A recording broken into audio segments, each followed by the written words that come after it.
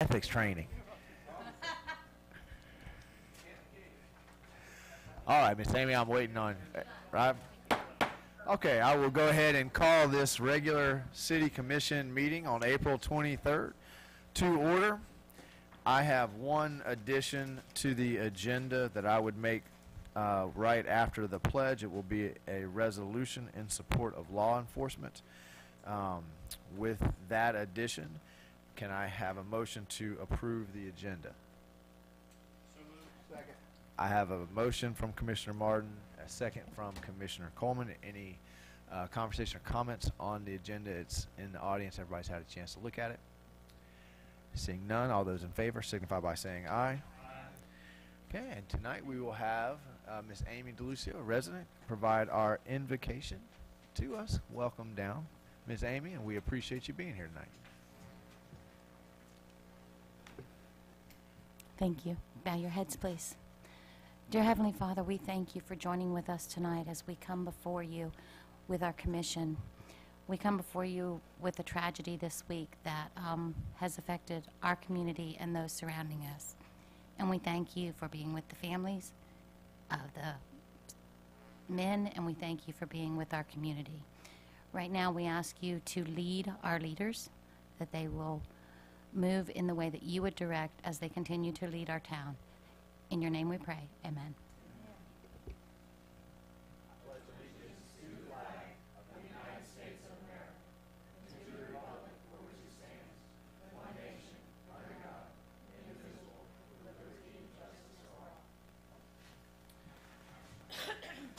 Thank you, Ms. DeLucio. And we'd like to welcome Commissioner Hersom to the dais for his very first meeting. As our invocation made reference to, we certainly did have a tragedy in our sister city of Trenton. At the vigil that the city of Newberry hosted on Friday night, a resident of Trenton presented us with, I'm not sure if you're familiar, there's a thing going around called Small Town Rocks. And it's an art where you take a rock, and I'm not sure if the camera can zoom in this much, but we'll have it here at City Hall for display, and you decorate it. And she presented this to the city of Newberry. So as I read the resolution, I'll pass that around. And I'd like to, if Commissioner Martin would put it in front of him so when he makes it back this way for the meeting so we have it there tonight. I will read this out, this resolution number 2018-13, a resolution of the city of Newberry, Florida, in support of the city of Trenton, Gilchrist County Sheriff's Department, Sergeant Noel Ramirez, Deputy Taylor Lindsay, and their families, reaffirming the city's support for the law enforcement community and a call for nonviolence. Whereas on Thursday, April 19, 2018, the city of Trenton, Gilchrist County, Florida, suffered from an act of violence which has affected the community and the nation. And whereas the city of Newberry Commission offers support and condolences to Gilchrist County in the wake of the tragic shooting in the city of Trenton. And whereas the city of Newberry stands strong with the victims of the tragedy and united with Gilchrist County. And whereas the city of Newberry opposes and deplores the increase in gun violence in Florida and across the nation. And whereas the city desires to keep the city of Newberry a safe community. And whereas the commission is grateful for the sacrifice and dedication of the law enforcement community. And now, therefore, be it resolved by the people of the city of Newberry, Florida, as follows. Section 1, the City of Newberry Commission supports the families of Sergeant Noel Ramirez and Deputy Taylor Lindsay and all members of the Gilchrist County Sheriff's Department. Section 2, the City Commission offers its deepest condolences to the family and friends of both Sergeant Noel Ramirez and Deputy Taylor Lindsay in the wake of this terrible tragedy. Section 3, the City of Newberry Commission affirms its commitment to the law enforcement community and its dedication to keep Newberry citizens free from violence and terror. Adopted by an affirmative vote of majority of a quorum present of the City Commission of the City of Newberry, Florida at a regular meeting this 23rd day of April 2018 by the Mayor of the City of Newberry, Florida, I, Jordan Marlowe, and attested to by the Clerk of the City Commission of the City of Newberry, Florida, Miss Judy Rice, and affirmed and approved as to form and legality by Scott Walker, sorry, City Attorney. Do I have a motion to approve the resolution as read? I have a motion from Commissioner Glanzer and a second from Commissioner Martin. Any comments on the resolution? comments from the public on the resolution? All those in favor signify by saying aye. Aye. Motion passed unanimously. I'd like to ask everyone to stand as we observe a moment of silence for the officers.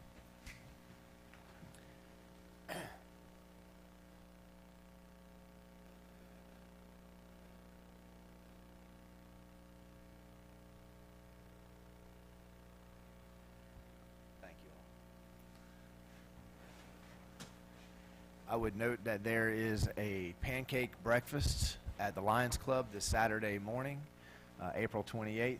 All proceeds will be donated to the families.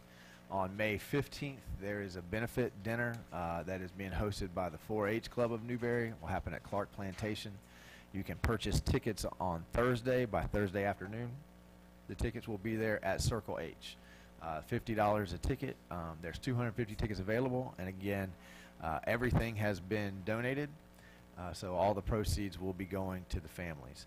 So if you can attend either of those, if you cannot attend but you want to make a donation to either one, you could make a donation to the Newberry Lions Club and drop it at City Hall. We'll make sure that money gets there, or you can make a donation, I think it's Newberry 4-H Club, and that they'll also make sure that that money gets to those families. Okay, we will move on with the agenda. We have presentations, and our first one is our employee spotlight. Mike. Thank you, Mr. Mayor. This is a fun thing we get to do every month, and that is highlight one of our employees. It's for the general public and for the City Commission to get to know one of our employees. Tonight we're going to recognize and spotlight Sarah Ellinger. Sarah, would you wave, maybe stand up, come say a few words? You got to come stand at the podium now. We've got to get you on camera so we can. I'm just teasing. You don't have to say a few words. I wasn't. But Sarah has been with the city now for going on 2 years. She works in Parks and Recreation. She's a staff assistant out there. And like so many other employees of the of the city of Newberry, she is a graduate of Newberry High School. So we keep the thing going. We keep it local, homegrown. So, but an observation that Sarah's kind of a glue kind of person. She's the go-to person. She doesn't let anything go by that needs attention, where she won't jump right in and help out. So she's considered to be one of our key go-to people out there. In her spare time, Sarah works for Bejeweled Custom Jewelries in Chiefland, Florida. Enjoys photography, outdoors, hanging with family, and says she loves playing softball with her work family on Wednesday nights. I understand we have a pretty formidable softball team comprised of city employees, and maybe 2 years ago went from goose eggs to now one of the best teams in the league. So, and I think we went from that goose eggs to formidable right after getting Sarah on the team, is the way I understand it. So anyways, she's a big asset to the city of Newberry, and that's Sarah Ellinger for you.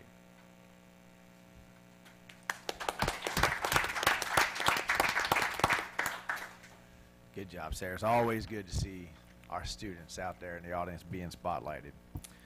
All right. Item B is a proclamation declaring May 6th through May 12th, 2018 as Municipal Clerks Week. And get to this. Let me read this. All right. Whereas the office of the municipal clerk, a time-honored and vital part of local government, exists throughout the world.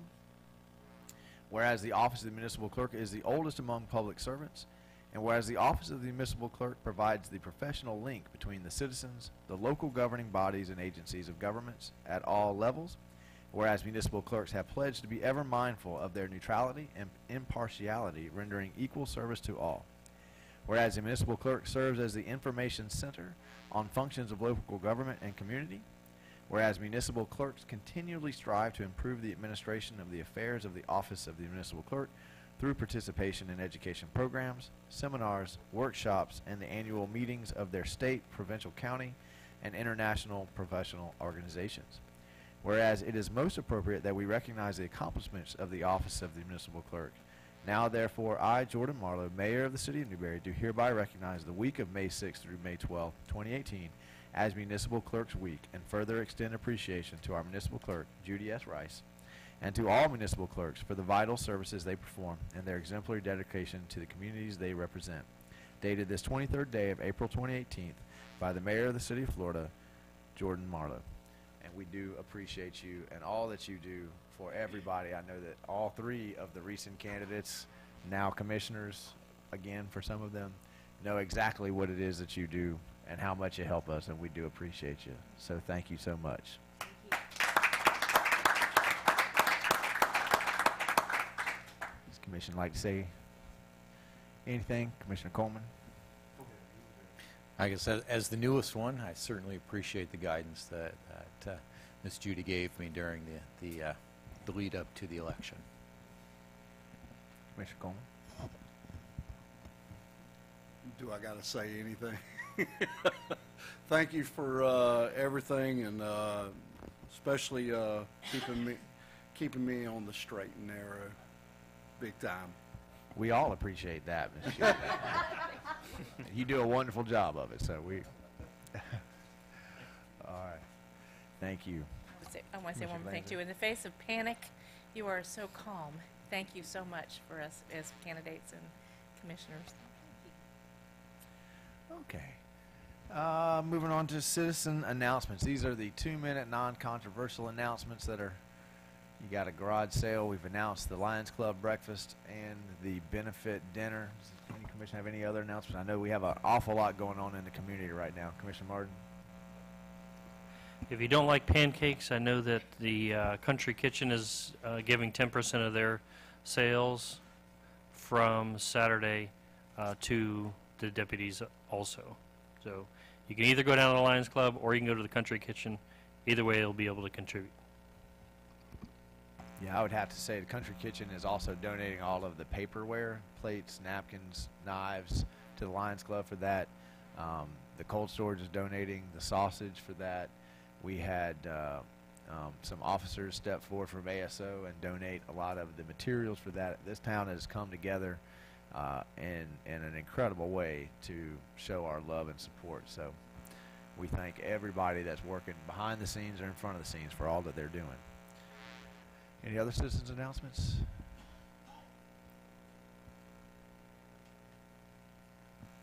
Do I look like Marlon Day? So our manager at the library was not able to be here this evening. He's still at work, but he did ask that we let you guys, remind you guys that the high school internship program at the library that ends by May 11th. May 11th. That is a paid internship for our high school students. So they can drop off the application, they can mail it in, but it must be received by May 11th. And I know that our previous interns that we had really enjoyed the opportunity. Thank you for that. Any other citizens announcements? Okay, hearing none, we'll move on to the consent agenda. Do I have a motion to approve the consent agenda? I have a motion from Commissioner Farnsworth, a second from Commissioner Coleman. All those in favor signify by saying aye. Motion passes unanimously. And we will move on to our public hearings and ordinances. Dallas, will you please come up and talk to us about our quarterly budget review and budget amendment resolution 2018-12. Good evening, Mr. Mayor, City Commissioners. As the Commission's aware, at the end of every quarter, we review where we're standing in the budget and provide a budget amendment if one is needed. So as always, these are unaudited numbers, so take it with a grain of salt. Well, my PowerPoint's not working, but this is a graph that's supposed to show where your revenues come from. It keeps changing. The largest portion of your revenues, as always, comes from your local taxes, majority being your property taxes. We are a little low in our property tax collections at this point in the year. We've been in conversation with the tax collector. Matt, next time, can you make that font a little bit smaller? When it pops off the screen like that, it really is just hard for me to focus. Absolutely. It was so small you couldn't see it. So your property taxes, we are a little bit low at this point in the year. We have had, without naming any names, one large local business who has not paid the taxes. We've been in contact with the local tax collector. They have since paid them, so we should see those revenues come to us in May. So we should be on track then. Your next largest portion of your revenues is the blue part. It doesn't really have a label for some reason, but that is your licenses, permits, and fees. That's where your fire assessment and building permits are, followed by a couple other items, with our largest being your charter services, which is mostly recreation fees as well as solid waste fees. We are on track in our revenues. We're about 53% collected at 50% of the year.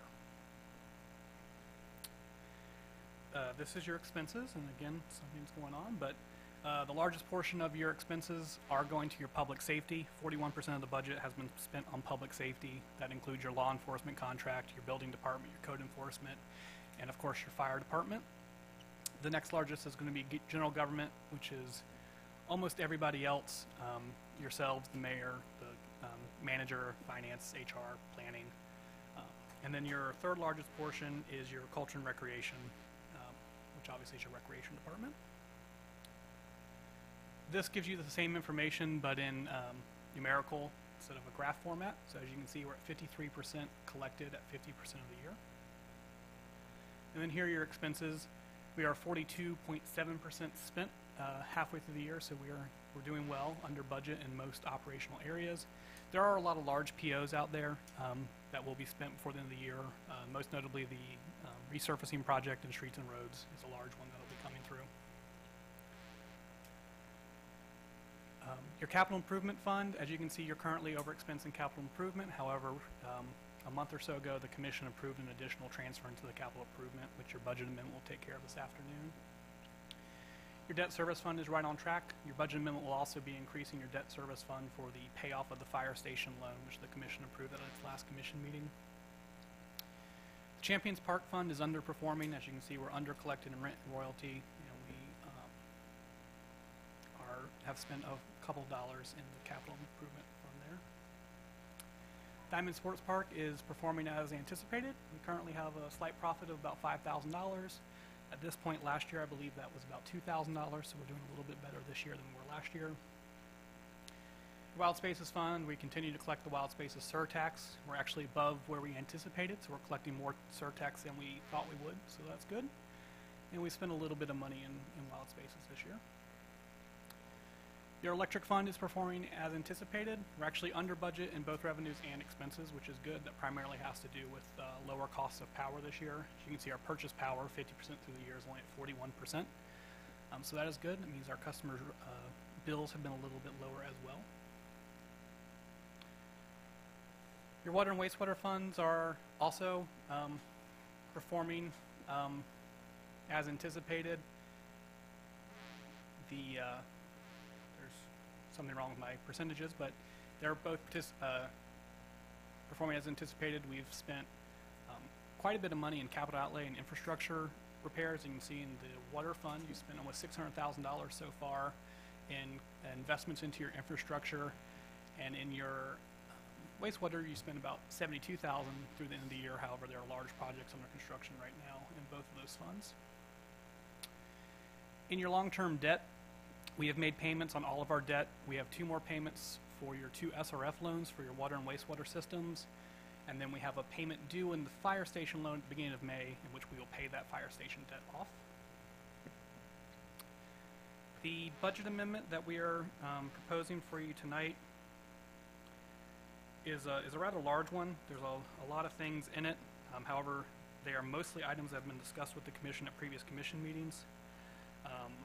In terms of revenue, we're increasing revenue to account for additional Westfest sponsorships. We ended up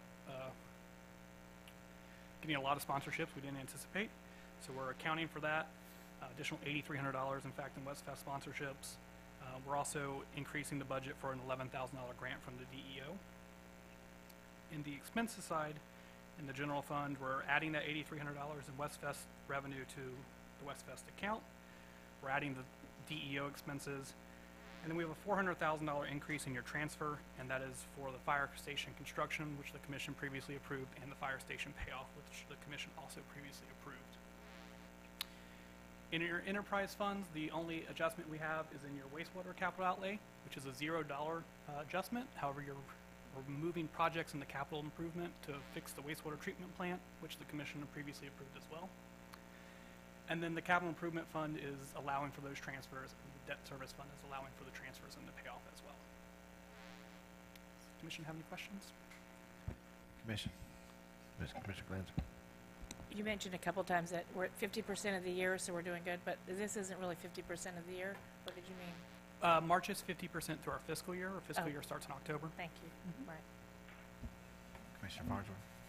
The West Fest funds that are accessible, they go to, you said they go to the West Fund, West Fest Fund account? We accounted for our Westfest revenues and our Westfest expenses as separate line items in our budget, so we could clearly track them. So we had an increase of $8,000 in Westfest revenue, so we're increasing the Westfest expenses by $8,000 to match it. We bought more advertising time, more stuff. Okay. The Westfest I mean- expenses are all matched either by sponsorships or through the grant with the county. So whenever you got, okay, I guess I'm a little confused. Did you not know beforehand? I thought you didn't know beforehand that you had an excessive amount of income. We did. We knew we were getting more money in, but I can only amend the budget in front with the commission's approval. So we received those funds in, and now I'm just truing the budget up to match what we actually received. Okay. You can't put that aside for next year? Anything above and beyond what we spent on Westfest this year, we can absolutely put aside for next year. Commissioner Herson. The shortcoming on Champions Park, is that a process issue, or is that a seasonal issue that we just haven't gotten into a lot of activities out there yet that have supporting that expected budget? Mr. City Manager? I would say that because it's a contract for services, the contract says that on June the 30th, we will have collected $25,000 from the operator. And the operator provides that with monthly payments of 5% of his gross revenues. So if 5% of his gross revenues don't surpass $25,000, he's still got to provide a $25,000 payment by the end of June. So if he's underperforming in April, we note it, but he's not out of compliance until we get to the end of the agreement. So we're aware, we're making it noteworthy, but it's not a compliance issue. And I would say often when it comes to Parks and Rec and Diamond Sports Park and things that are kind of seasonal, you underperform for a long period of time until you get to the end. Certainly, yeah, that's why I asked if it was a seasonal issue. Commissioner, have any other questions? Okay, does the public have any questions? Madam Attorney, you want to read the resolution for us, please? Yes, Mr. Mayor, this is resolution number 2018-12, a resolution of the City Commission of the City of Newberry, Florida, adopting amendments to the fiscal year 2017-2018 budget and providing for severability, conflicts, and an effective date. The appropriate motion is to pass resolution number 2018-12 upon reading by title only. Do I have that motion? So moved. I have a motion from Commissioner Martin, a second from Commissioner Farnsworth. One last chance to ask any questions on the motion on the floor. Hearing none. Any public comment? Hearing none. All those in favor signify by saying aye. Aye. Motion passes unanimously. Thank you. Thank you, Dallas. Okay, we'll move on to our legislative public hearing and first reading of ordinance 2018-06. Brian, thank you, sir.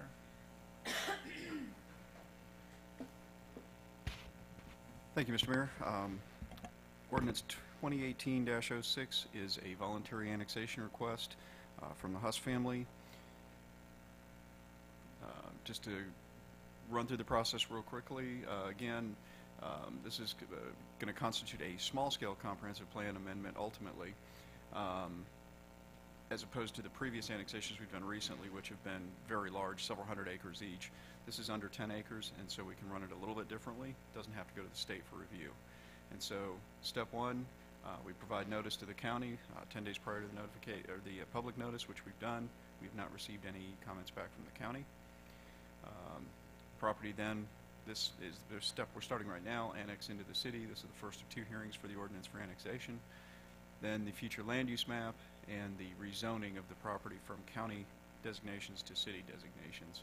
And then finally, at the end, while we don't have to transmit the application for review by the state, once it's complete, we send it to the state just for their records. And so we're at the beginning of this, the second step actually. This is the first hearing for annexation. To give you an idea of where the property is located, you can see it's down directly north and adjacent to the Watermelon Pond wildlife management area. It's a 5-acre parcel on Southwest 90th Avenue, just off of County Road 337. And basically, that's the gist of it. Mr. Huss is here. If you had any questions for him, but he would like to come into the city of Newberry as quickly as possible. He wants to build a house down there. So, We always love that. Questions for staff, Commissioner Glanzer? Does that close in an enclave, or what's the surrounding properties on that? Mr. Mayor, zone? fortunately, and probably one of the reasons that the county hasn't had any comment is that there are no enclave issues with this particular parcel. It's directly adjacent, significantly contiguous to the city of Newberry municipal boundaries, and does not generate any enclave issues, so all good. Any other questions from the commission? Hearing none, do we need to hear from the applicant? No? Only features. All right. Madam Attorney, why don't we go ahead and read the ordinance in, and then we'll revisit and see if anybody has any questions. It looks like you might be better not to say anything. Mr. Mayor, this is ordinance 2018-06, an ordinance of the City of Newberry, Florida, annexing a certain portion of unincorporated Alachua County, specifically tax parcel number 02667-005-000, as more specifically described in this ordinance, as petitioned for by the property owners pursuant to Section 171.044 Florida statutes, making certain findings, providing for land use, zoning, and land development regulations, and enforcement of the same, providing directions to the clerk of the commission, providing a severability clause, and providing an immediate effective date. Do I hear that motion? I have a motion from Commissioner Martin, a second from Commissioner Coleman. Any last questions for staff? Okay. Any questions from the public? Comments from the public? Hearing none, all those in favor signify by saying aye. Aye. Motion passes unanimously. Welcome to City of Newberry. It's not done yet, but in essence, we're with you. Thank you, sir. All right, we will move on to our agenda items. Country Way of Newberry Phase 3 Construction Plan Review. Good job, Brian. Staying put. We appreciate you. Lead us away. Mr. Mayor, this is the application for the third phase of Newberry. Well, we've got Country Way of Newberry Phase 3. The actual name is the Newberry Town Center, the Square at Country Way Phase 3. It's a big mouthful. The developer is ready to come in with the next phase, 24 single-family cottage-style homes, 27 single-family larger homes, more traditional home sites. This Phase 3 application for the construction plan approval includes the streets, water, wastewater, and the utilities in general, stormwater systems, and the developer will seek final plat approval at a later time. Right now, this is approval to proceed with the construction of the Phase 3 plans. There's you can see the general layout of the Phase 3 in relation to the existing Phase 1 and 2 in the town center area. And there's a little bit different picture of it. It was reviewed both by staff and by outside engineering firm EDA, Ing Denman. The issues that were brought up during the staff and engineering review were all addressed by the applicant's engineer satisfactorily, and so staff's ready to recommend approval of Phase 3 construction plans. So you said that the applicant's engineer has addressed all of staff's concerns. Yes, Mr. Mayor.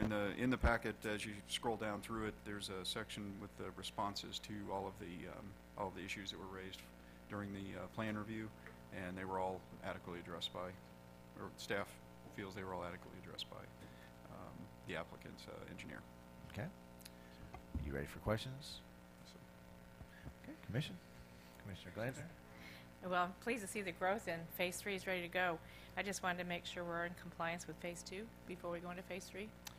Yes, Mr. Mayor, the Phase 2 is substantially complete with all of the infrastructure, just finishing up the last few details, and then once those are complete and the city does its final inspections, we'll sign off on approval of Phase 2, and then they'll be back forward. The next step would be the final plat approval for Phase 2, so they can record it and start pulling building permits. So we've got a few more end of project issues to complete, but once those are done, it'll be ready to go. Okay. Any other questions? Commissioner Farnsworth. If, like, GRU decided to put, like, natural gas and stuff through there, is that a problem after? Mr. Mayor, it shouldn't be any problem at all. Unlike, say, gravity sewer or something like that, the depth is not an issue, and so running those gas lines, you can actually supply a substantial amount of product with a fairly small hose pipes, and so they're fairly easy to run, and that could be brought into the neighborhood really without too much problem. Commissioner, have any other questions? Okay. Final report. Audience have any questions or comments?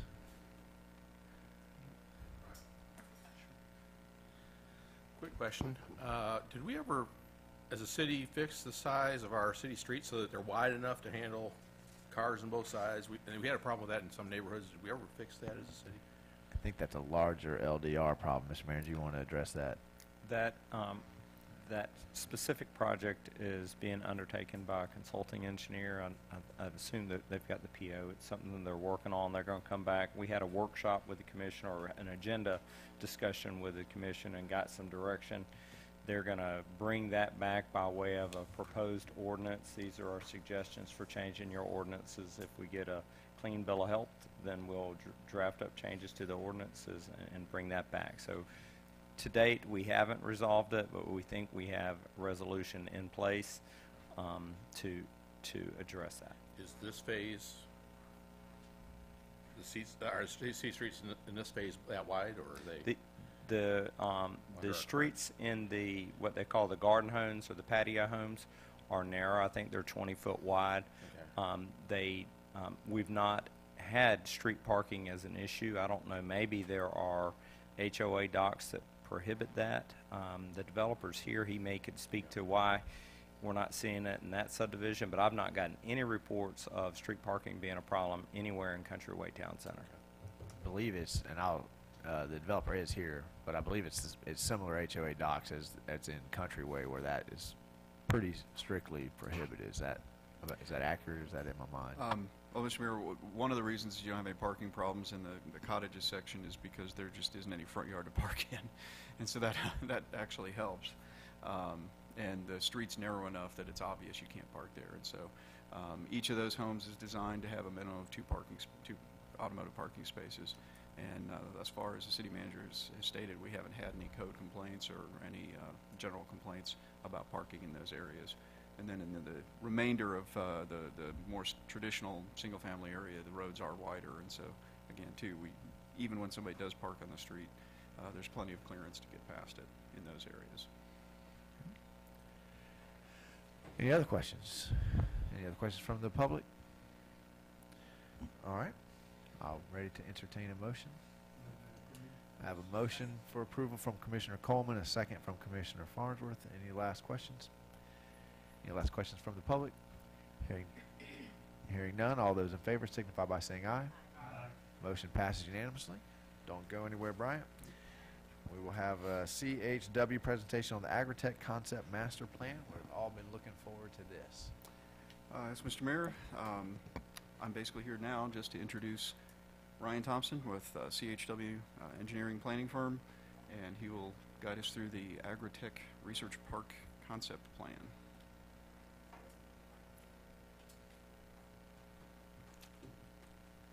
Good evening, Mr. Mayor, Commissioners. It is exciting to be here this evening.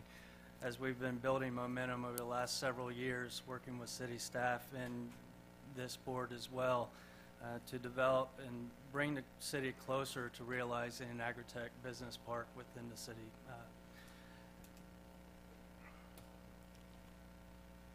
I'll begin this evening with a brief overview of the city's economic development efforts over the last decade and a half, then going over an overview of the current grant that we're working on today. That includes the tasks that we've completed to date.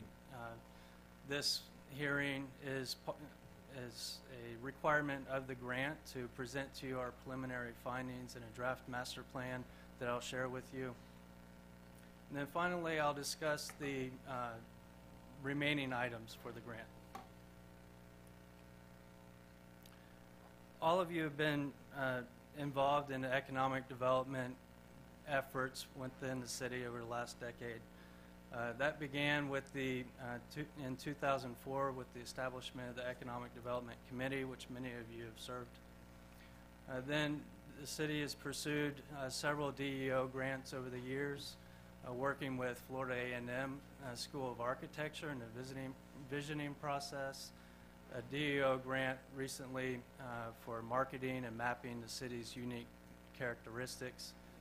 Our involvement began in 2015 when we were approached by a private developer and private property owners as well as the city to look at the State Road 26 corridor and specific properties to determine what kind of development opportunities existed there specifically. Then 2016, the city received a grant from DEO to amend the comprehensive plan as it relates to economic development, where we helped the city establish a corporate park future land use category. And many of you were instrumental throughout that process. And this evening marks the city's continued desire to keep the fire going with a grant from DEO. And it really is an exciting project. Many of you were wanting to grab a pen and look at a map, and now's our opportunity to see what that agritech research park would look like within the city. So again, it's a Department of Economic Opportunity grant to prepare a master plan on a suitable site within the city for an agritech research park.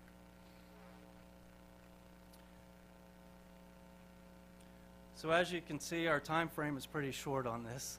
We met with the city staff in beginning of April. Throughout that time, we've done the preliminary analysis. We're before you this evening to share that analysis.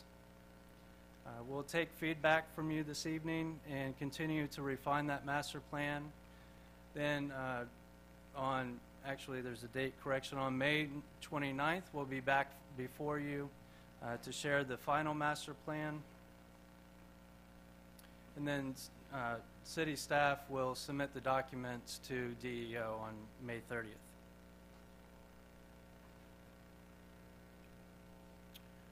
First, we looked at case studies. I'll share 3 of those case studies with you. They all have similar size and scale to what we feel is appropriate within the city of Alachua based on our previous efforts. Although not an agritech research park, Progress Park in the city of Alachua is of similar size and scale. And even though it's focused on biotech, it has office and laboratory space that we feel would be consistent with what an agritech research park would contain. Another example is BIOHIO. It's an affiliate of the Ohio State University on their campus in Wooster, Ohio. It is in concept phase currently, but it is focused on intends to serve as the nexus between technology, talent, and resources with an ag bioscience industry focus. And the third one that we looked at is still in the planning phases, the Treasure Coast Research Park in St. Lucie County. Let's see, what you're looking at here is phase one of an overall 1,600-acre development, and it plans to attract research organizations to invest in commercial innovation.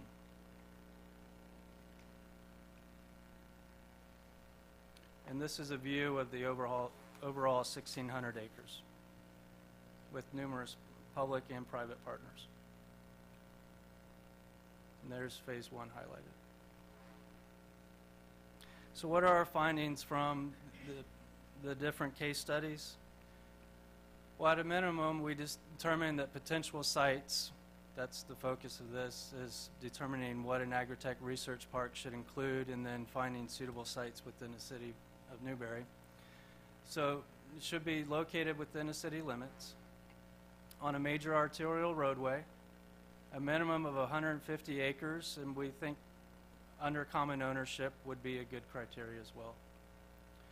And also located within the urban service area. We wish we could point to dozens of opportunities and suitable sites within the city of Newberry, but we're only able to find 10 based on that criteria. They span both north and south, east and west of the city of Newberry, and all will be potential sites for an agritech research park. But in order to narrow it down to a single site to develop the master plan, we felt that it should be a shovel-ready site. So we came up with a few more criteria that we felt were pertinent. Direct access to both water and sewer systems at the time of the study, located adjacent to existing development to prevent unintended sprawl, and easily accessed from Jonesville, the city of Gainesville, and the University of Florida. That yielded 5 sites. And I'd like to share the pros and cons of each one of those sites. They all are comparable in size, located on arterial roadways, and have access to water and sewer. The first site is on US 2741 across from the Easton Newberry Sports Complex. It is bound by rail on the west and developed properties on the north and south, which limits its opportunity for expansion if future growth is desired. And utilities are on the far side of US 2741. Adjacent to the Easton Newberry Sports Complex, which is connected to water and sewer, the Bryce site is adjacent to undeveloped lands. However, those are owned by Argos. So again, future expansion may be limited in that situation. The third site is adjacent to Newberry Oaks on State Road 26. A new water main has been placed to serve the future site of Destiny Church, which would connect to the site, and it has the ability to expand to the east. The next site, adjacent to the east boundary, would connect to the same water and sewer, has the ability to expand as well. However, it's not adjacent to existing development, so it could lead to unintended sprawl or leapfrog development. And finally, the fifth site is just to the south. Accessing water and sewer would require crossing State Road 26, which is possible. It does have the ability to expand. However, it's at the far end of the urban service area and isn't located to adjacent development.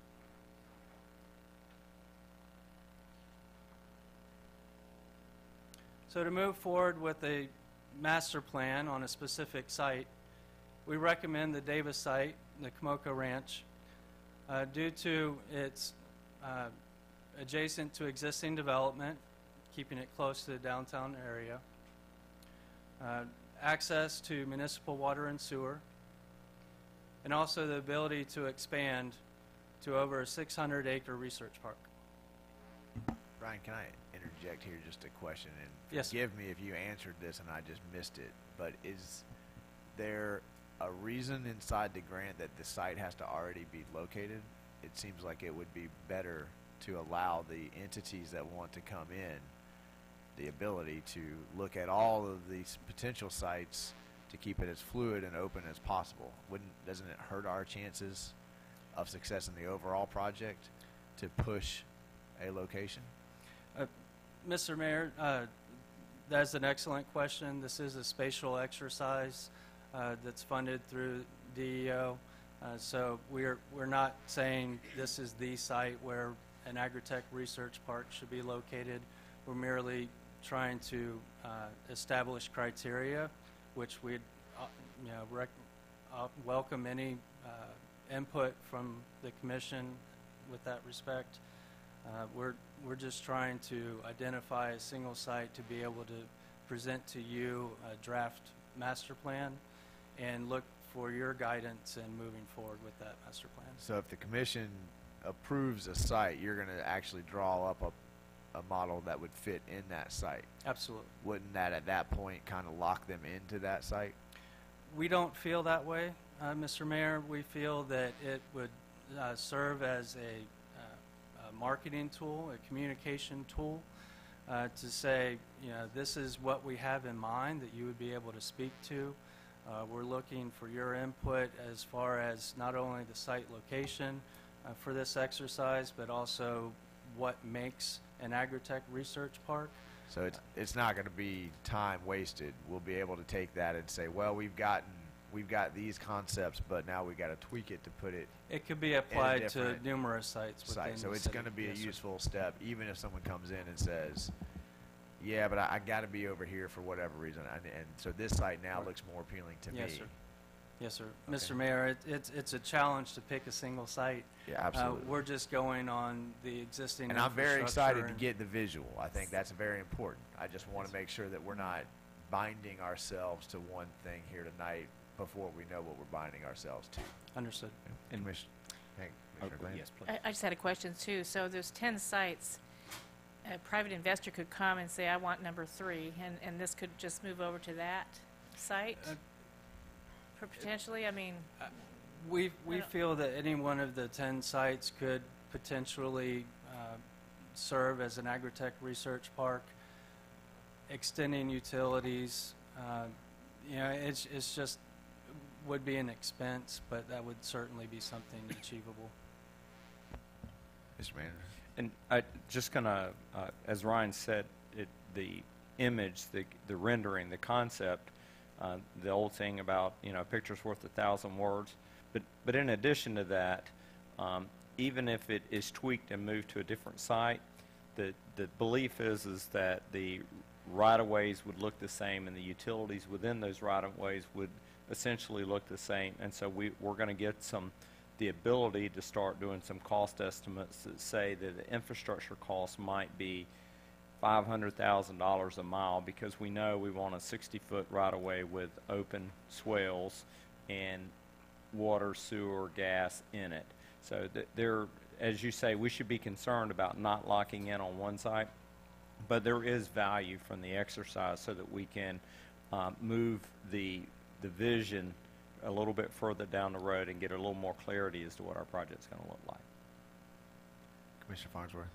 Maybe I'm missing something, but if you pick a site, what kind of guarantee do you have that the owner is willing to sell that property? At this point, we don't have any guarantees. That it is certainly possible, but again, this is a visioning exercise. The intent of the grant is to identify a possible site. It doesn't say the site, or so we're not locking into a single site by going through this visioning process. It could certainly be applied, and we'd be happy to entertain any other sites that come up in the future. And we're going to sell it so well everyone's going to buy in. Commissioner Glanzer? I have a question. So, but all these 10 sites, they were all stakeholders. They've all been involved since the beginning, right? So it's no surprise to them that, oh no, they're not all stakeholders? No, ma'am. Our efforts in 2015 were private property owners along the State Road 26 corridor.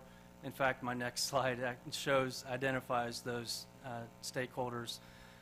When we approached this grant, we approached it with open eyes. We wanted to look at the entire city in north, south, east, and west. We're fortunate that the 10 sites that we selected covered all those areas, but we didn't want to focus just on one corridor. Okay, thank you. Go to that next slide. We'll All right. I fit 2 slides.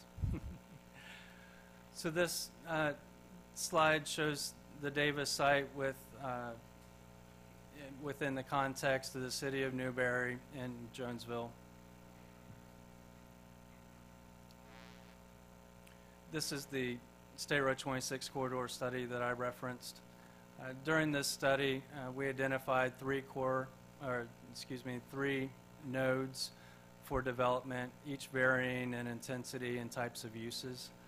The core node was the focus of development and suitable for a research park. And the other orange highlighted properties are the other ones that were involved in that study.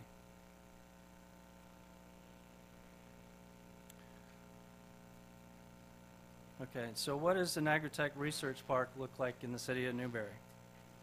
So using the Davis site as an example, we looked at a regional context, including downtown Newberry, the town of Tioga, proximity to I-75, downtown Gainesville, and the airport.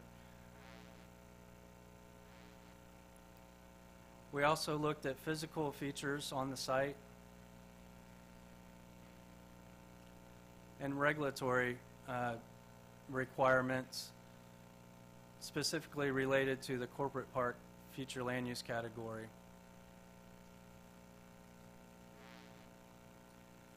All of those components were comprised to prepare this framework map.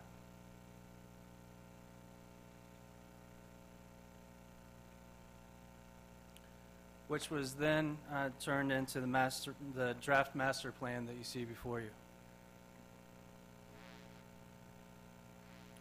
Some of the highlights of the master plan are retaining the on-site Kamoka Ranch buildings. We feel they highlight the city's rich agricultural heritage. A walkable Main Street to signify that you've arrived to a place, give a sense of place. It allows the researchers to walk to the small-scale retail that may be included in the site, as well as the residential that may be located on site. The residential units will be located close to the Newberry Oaks residents, maintaining that compatibility with adjacent uses. On-site agriculture fields to allow research in close proximity to the laboratories and offices that are located within the research park.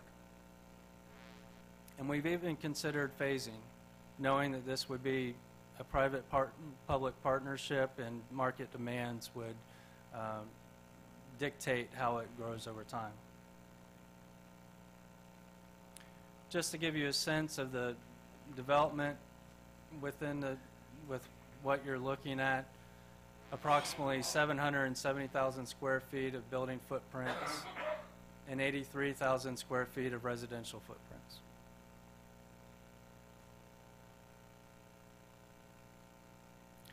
So what's next?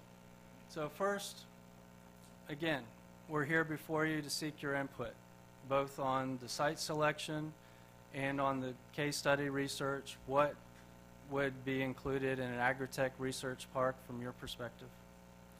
Then, on May 29th, we'll be before you to share the final master plan and receive any additional feedback.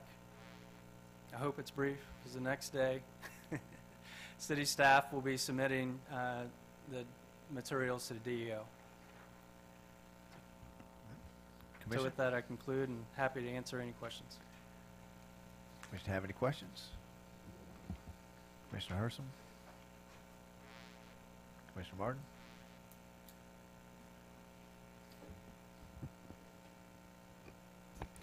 I was trying to get the map back up. Can you put the, Yes, sir.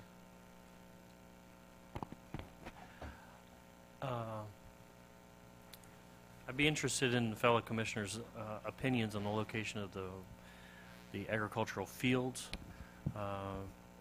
only to the respect of whether or not that may be more attractive to the citizens of Newberry as this gets phased in, or more attractive just aesthetically if those fields were potentially along 26 and the buildings were pushed back off the road. Commissioner Hersom? Yeah, I appreciate Commissioner Martin's thoughts on that.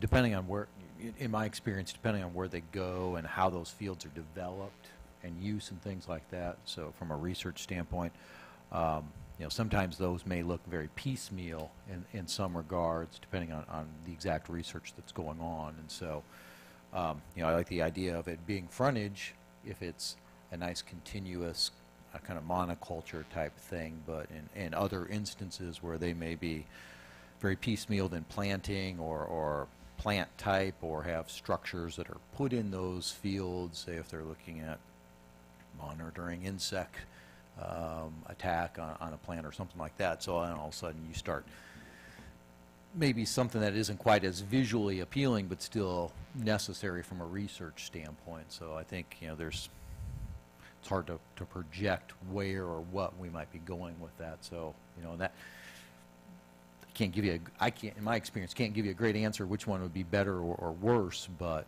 certainly. And then if there's going to be fallow times on those fields or something like that, while it's all agricultural type work, maybe doesn't fit in that vision of what looks good, what doesn't look good. Did you want to hear from Commissioner Coleman's thoughts before you respond, or do you want to, Commissioner Coleman? I like it like it is. Commissioner Martin? Oh, Commissioner Glazer, you want to weigh I in just on want to that say, question? it's all conceptual at this point, so we have lots of time to think about where it's going to go and what it's going to look like, but you have the space for it. That's the Well, main thing, in my opinion. But he is going to make a rendering from this and from these comments. So we have time to change the rendering, but the rendering is what we will now take to meetings, show folks, that kind of thing. So I think it is we can change it, but.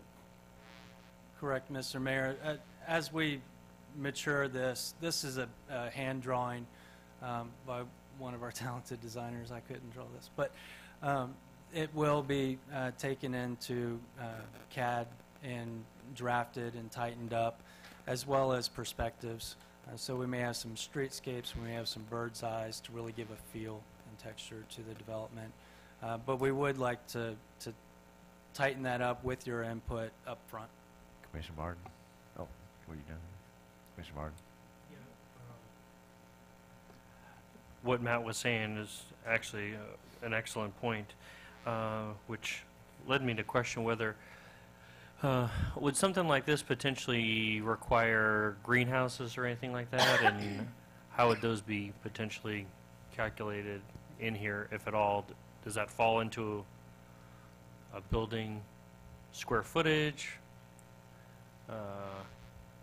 And I guess now we're probably starting to ask questions that we don't The answer to that necessarily is have yes, questions. maybe. Yes, maybe? Maybe, definitely. Right. I think it Okay. would depend on the entities that start Yeah. housing in there, as to whether greenhouses And this has are been necessary. tough, because the whole point Mhm. is to try to walk that line between keeping it broad and open for anything, but also planning for everything.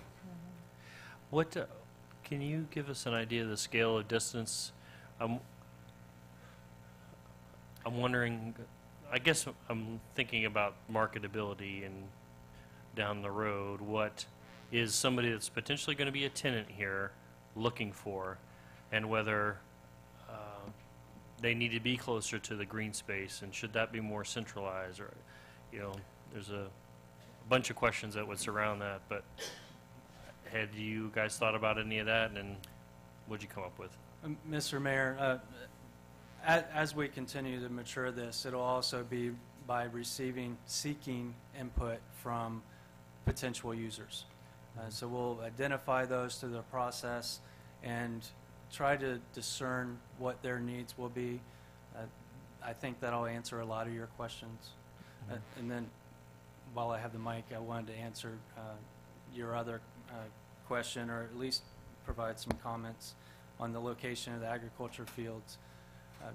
We are in the comprehensive plan when we developed the corporate park future land use category.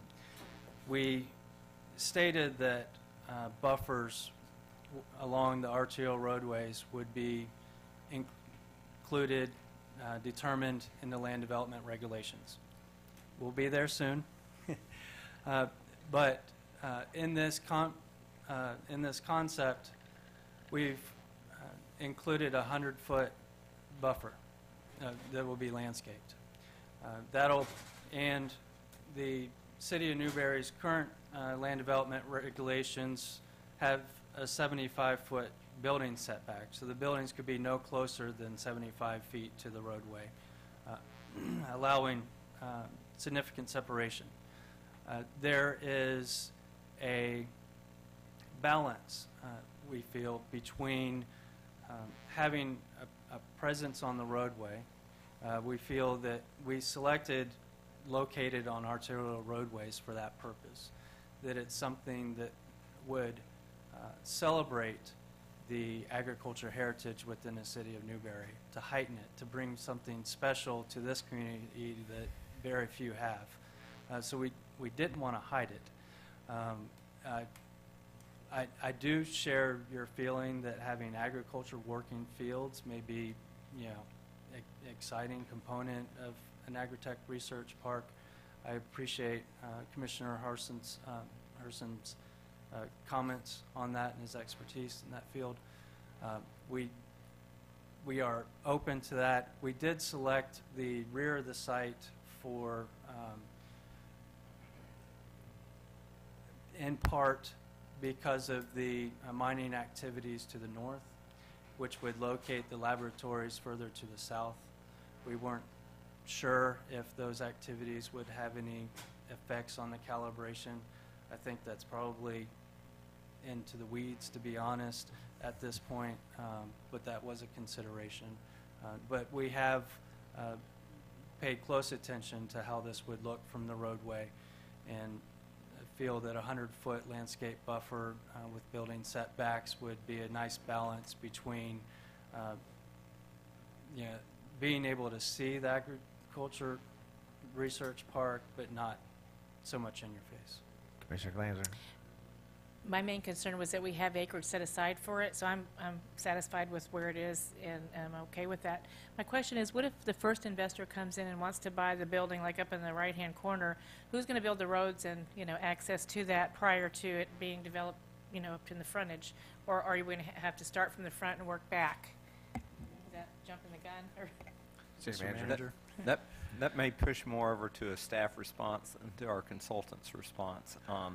As he mentioned, this is a conceptual rendering, and frankly, if the city is not going to be the developer, and I don't imagine any scenario where we are, this is an exercise to get people excited about the project and move it forward, but a developer may have a completely different opinion about how to move this.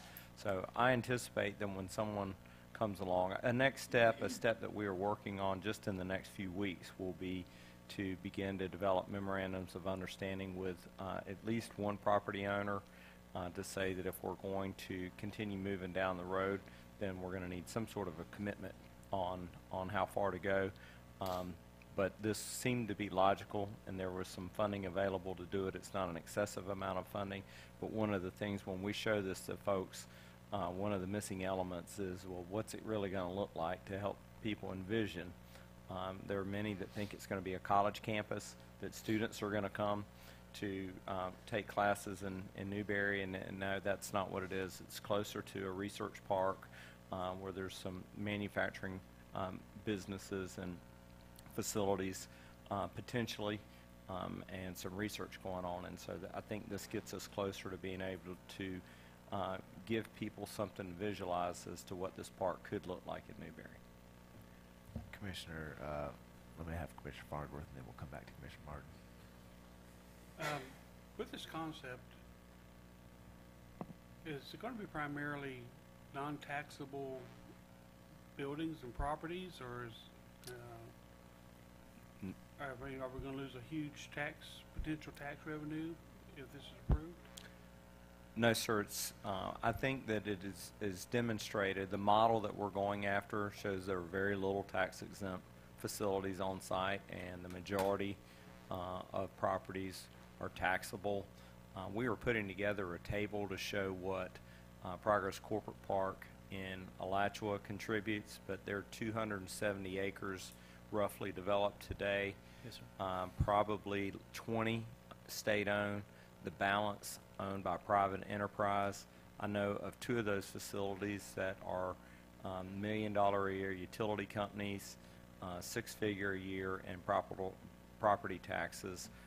And we imagine that this park is going to have similar ratios in terms of utility consumption, taxable property values, and intangible taxes, those types of things. Commissioner Martin? At any point, are we here concerned about how that agriculture is divvied up, who owns it, who controls it? Is there a business version of an HOA that would address any of that kind of stuff? How is that all deeded out? Is that even anything that we would have to worry about? Mr. Mayor, we haven't discussed that at this stage. I think that's a little more detailed than what we're tasked with this grant. We feel that it would be convenient to have some agriculture fields on the site. Certainly, they could be located down the road. They don't have to be on site. They can certainly have larger tracts elsewhere, but we feel having some agriculture on site would be a benefit. And I think it will largely be kind of a first come, first serve. The businesses that get there and tell us their needs and buy into the project, you know, they will have. Mr. Mayor, it's my belief that once this begins to move forward, there's a developer and we're going to do something, that they'll come in and have some sort of PD zoning that they will get from the city. It'll be research part, but it'll still be a plan development. Is that correct, planners? And that plan development will set up the kind of the rules for engagement. The developer will participate in the development of the rules and regulations for that PD, and ultimately be responsible for how it's divvied up. It'll be a private decision, although the PD will govern, like other PDs around here govern, you know, density. If we have a PD that says you can build 80 houses in a subdivision, the city doesn't tell you where to build the 80 houses. It just says you get 80 and no more. Commissioner Harrison? Yeah, I think Manager New addressed some of that. Of, you know, there'd probably be, at least in my experience, my guess here, would be some level of overall corporate management that would then dictate who has access to some of those fixed resources in terms of space and things like that. And there may be whatever structure that they decide. I wouldn't want to preview what that might be yet. One question on from the residential standpoint, is that envisioned as houses or apartments that research staff participants would be living in for an indefinite amount of time, or Yes, has that been envisioned Mr. yet? It would be, it could be either detached or a multifamily style or townhome. We envision We allotted for it in the corporate park future land use category, so we wanted to demonstrate it here, what it would look like, where, how it would fit in. We envision it being supportive to the agriculture businesses on site. If they have somebody come in out of the country and wanted to locate them there, if they're doing research over an extended period of time, they have a facility to accommodate them. And just thought that popped in my head when you said international, if there was an opportunity, just for a short time, visiting scientists, cooperators, investors come in almost as a long-term rental or monthly rental, that would certainly facilitate that, since the closest hotel facility is 12 miles away. And it would probably be a mixture of both. There'd be some housing for the long-term people. There'd be some apartments for people who are there for a week. But our VIP guests, given, that kind of a thing. So, Commissioner Martin? Just one more comment. I think it's fantastic that we're even embarking on this journey. We're all kind of outside of our scope to a certain extent, and any of the citizens that have questions or comments, please get in touch with us with regards to your thoughts about what you want to potentially see out there. We've demonstrated a desire to think outside the general theme here, and we're definitely plowing new ground. And it speaks to a lot of times I say that great things grow in Newberry, and this is definitely one of them. That we may not see the true capability of it for another 15 or 20 years, but I'm proud to be a part of it, and I think we should all be applauding ourselves for trying to get this done, not only just by ourselves, but everybody in the community that's helping out. Thanks. Thank you. Any other comments from the commission? Commissioner Glenn? I'm sorry, one more thing. And I just want, for the citizens' benefit, to emphasize that this is not a city project. I mean, we're going to do all the engineering and planning, but it's a private enterprise. These are private investors that are going to come in, private companies, and we will not be funding any of this development. So, just to be clear. Any other commissioner comments? I would, the only comment that I have is that I'm excited, as Commissioner Martin says, to finally be seeing the fruits of this idea come visually in front of us. I want to return just briefly to the comment about the fields in the back versus the front, and this may be addressed when we get a better visual representation. You can kind of see and gauge how much 100 feet is and those kinds of things, but I'm just wondering if there's not a way to split the baby and move some of that to the front, with the idea that is going to be the more attractive monocropping kind of rolling pastures kind of thing. But again, I've walked a real fine line throughout this whole process of trying not to pin it down and to keep it open and able to be whatever it is. So just as a seed in your mind, because I know we were very clear about that in the comprehensive, that we really liked the idea of people coming into Newberry and seeing that green space. So with that, we'll open up to public comment. Does the public have any comment about that Agri Research Park? You know you got ideas, you'll come on down. Now we do have a 5-minute time limit here, but just Yeah, I was just, so May 28th, the city picks a spot, and then, is it? you see a green light there? Yeah, it's on. Yeah, there we go. I said it, so it was May 28th when y'all picked the spot? No. And then what does DOE do? They will decide, and I'll let Mike answer that. They're going to ultimately decide whether this project is worthy of getting a grant. Would be the DOE is simply funding our quest to develop a visual conceptual master plan. So picking the site, I think, is tonight. I think that, a month from now or a year from now, a property rolls in and with a property owner that says, hey, I'm going to do this thing. We're going to pick this up and we're going to move it to that site and drop it in and stretch it around a little bit and make it work. We've just run into, it's not that we're trying to pick the site where this is absolutely going to happen. We're picking a site where it absolutely could happen and it makes sense. But we need a visual to continue selling this to help people catch the vision.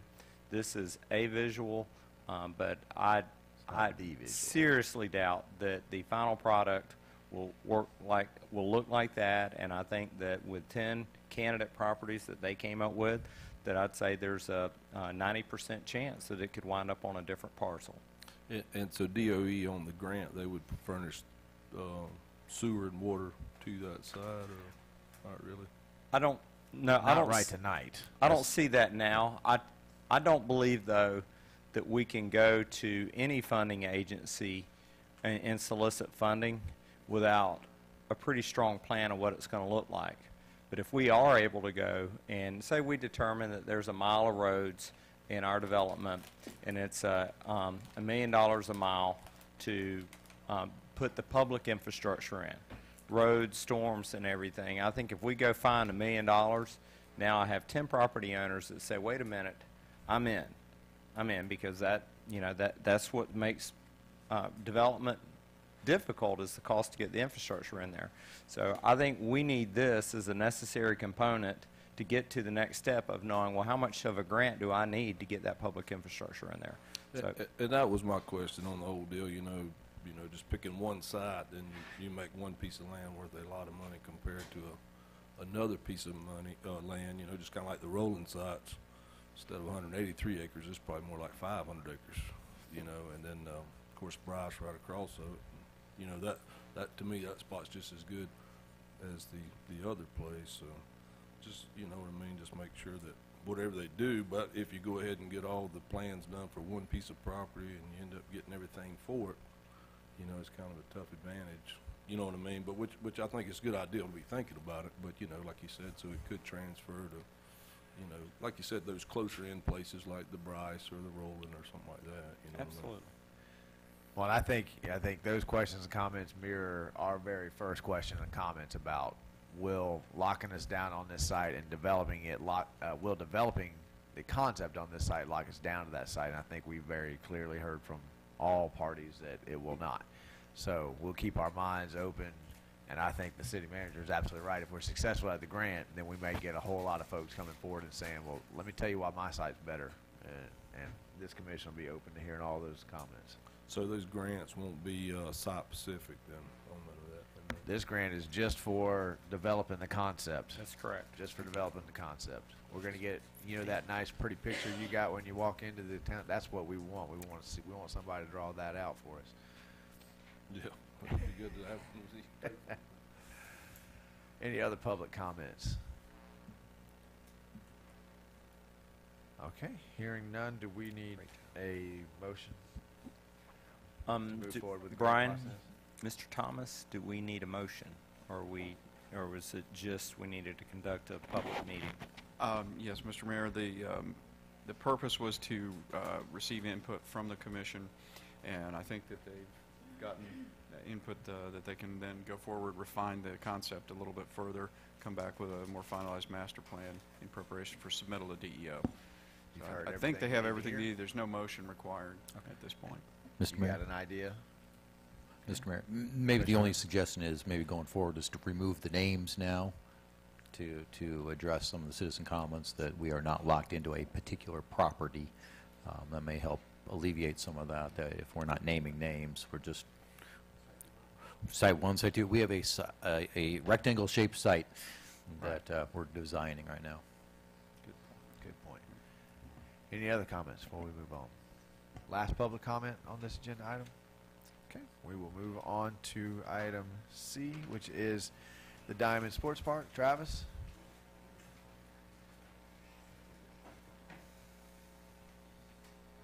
Ooh, did we? Yeah, okay, that's right. I thought we skipped one. Good evening, Mr. Mayor, Commissioners. I'm going to change gears a little bit and talk about recreation. I am going to give you an overview of Diamond Sports Park as our current agreement with them, with the School Board of Alachua County, is reaching the end of its term. So we need to discuss some options. A little bit of background. School Board of Alachua County acquired Diamond Sports Park in 2006. Shortly thereafter, they contracted with us. via an interlocal agreement to operate the park, and we've been doing it since then. The park reopened in March 2007. Some highlights of the current agreement. The effective date was February 1st of 16. The expiration date, as I mentioned, is nearing September 30th, 2018. If neither party takes action to renew it, it will expire, thus leaving the city's responsibilities no further. The agreement can be terminated by either party at any time without cause, with 30 days advance notice provided. The options. Before we start talking too much, I want to give you kind of the options that we have. We can renegotiate the agreement for operations of Diamond Sports Park. With the school board, we can let the contract expire in September and do not enter into a new agreement, or we can terminate the agreement early with 30 days notice.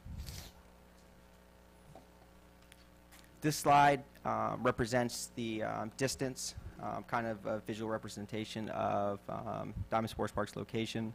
It's there in the center, approximately as a crow flies, 8 miles from Newberry, and roughly 11 to 12 travel distance.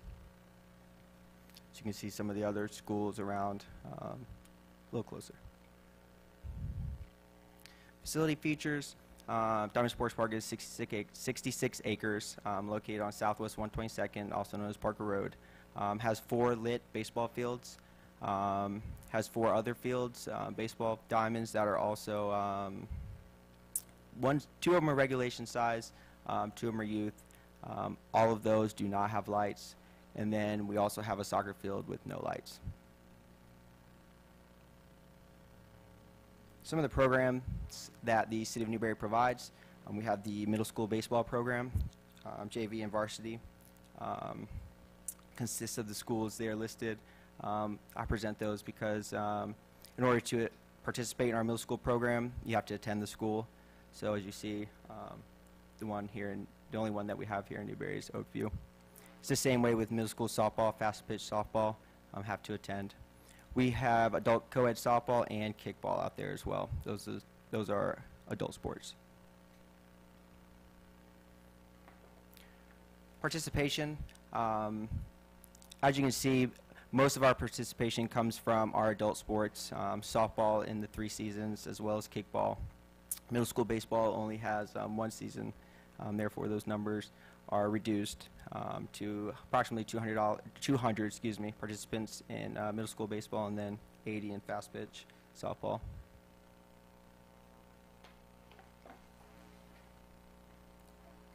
Some numbers, participation-wise, we have roughly season to season around 8 teams in both varsity baseball, 8 teams in JV, and then 7 or 8 in fast pitch. And then adult softball, over the course of 3 seasons, we'll have around 77 teams. A lot of those are duplicates that come back season after season after season. In adult kickball. And there are some of the revenues that we have. $150 registration fee for middle school, and that's per participant, and then $300 for adult softball, $250 for adult kickball. I'm sorry? Per team. The $300 and the $250 are per team, and then the $150 is per participant for middle school baseball.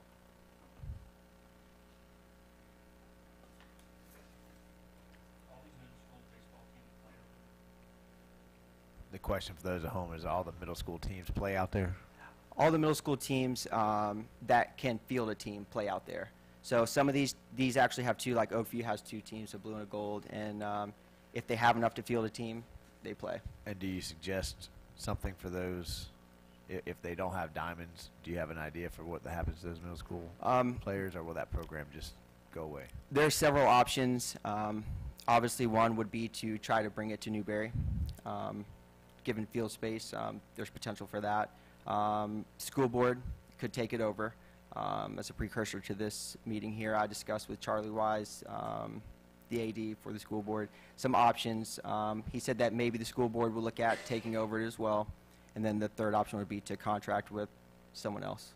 Was that an upbeat positive maybe, or was that like a yeah, I'm tired of this conversation maybe?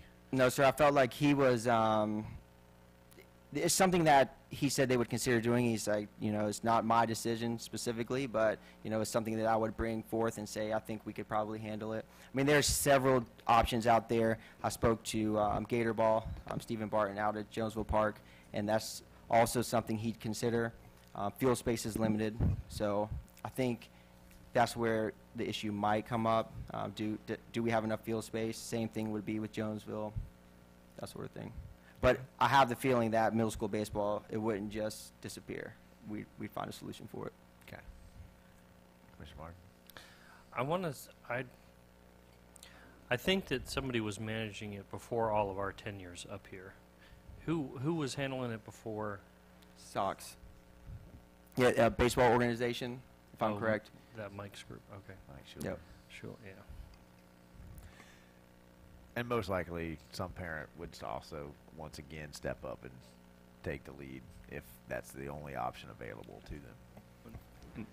I've just offer that there's several middle school sports out there. Most of them do some sort of travel where they play home, you know, at someone's home site.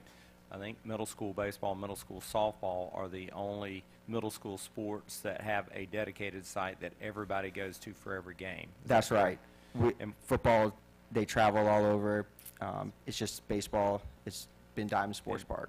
And we anticipate that if we're not managing the park, that it very likely would stay in the park with the new manager, whether it be the school board or someone else. Commissioner Coleman? I was part of Sox back then, and the previous owner, you know, when all that went down. So Sox was really good organization. So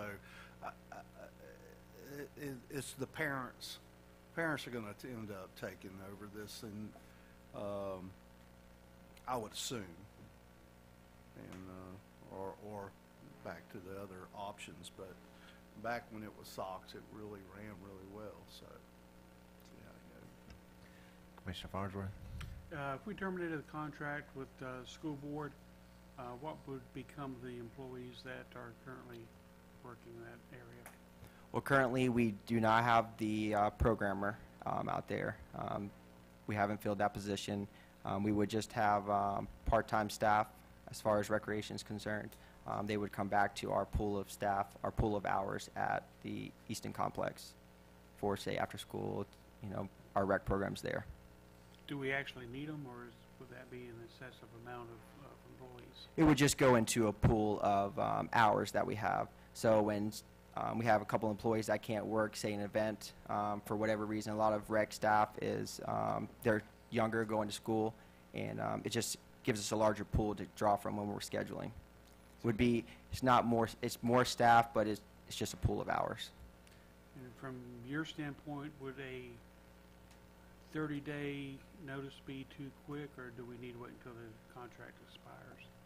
I think whatever you guys decided would be fine. We are wrapping up our seasons right now. We would, if we waited till September, we would just have one more adult season, roughly 3.5 months.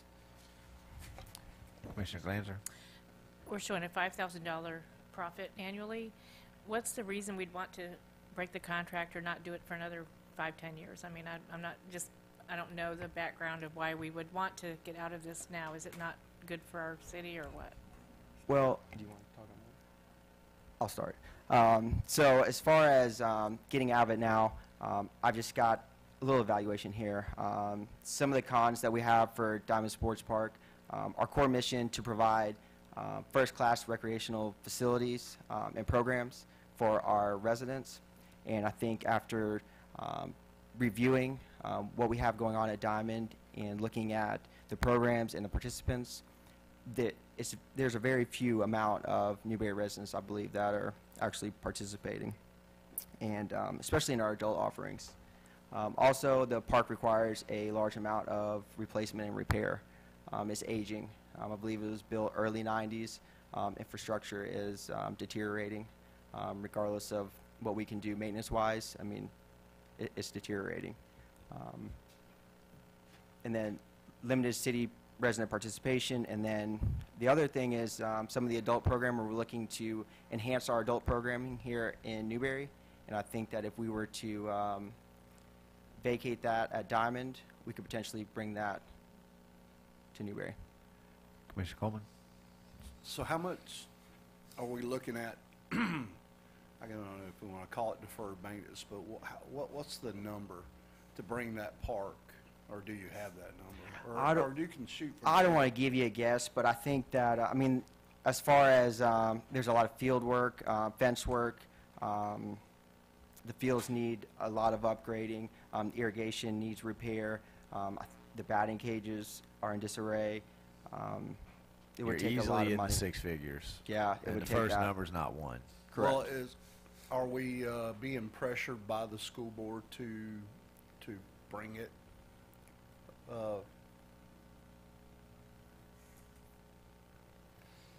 The number is in six figures, but without comprehensive review.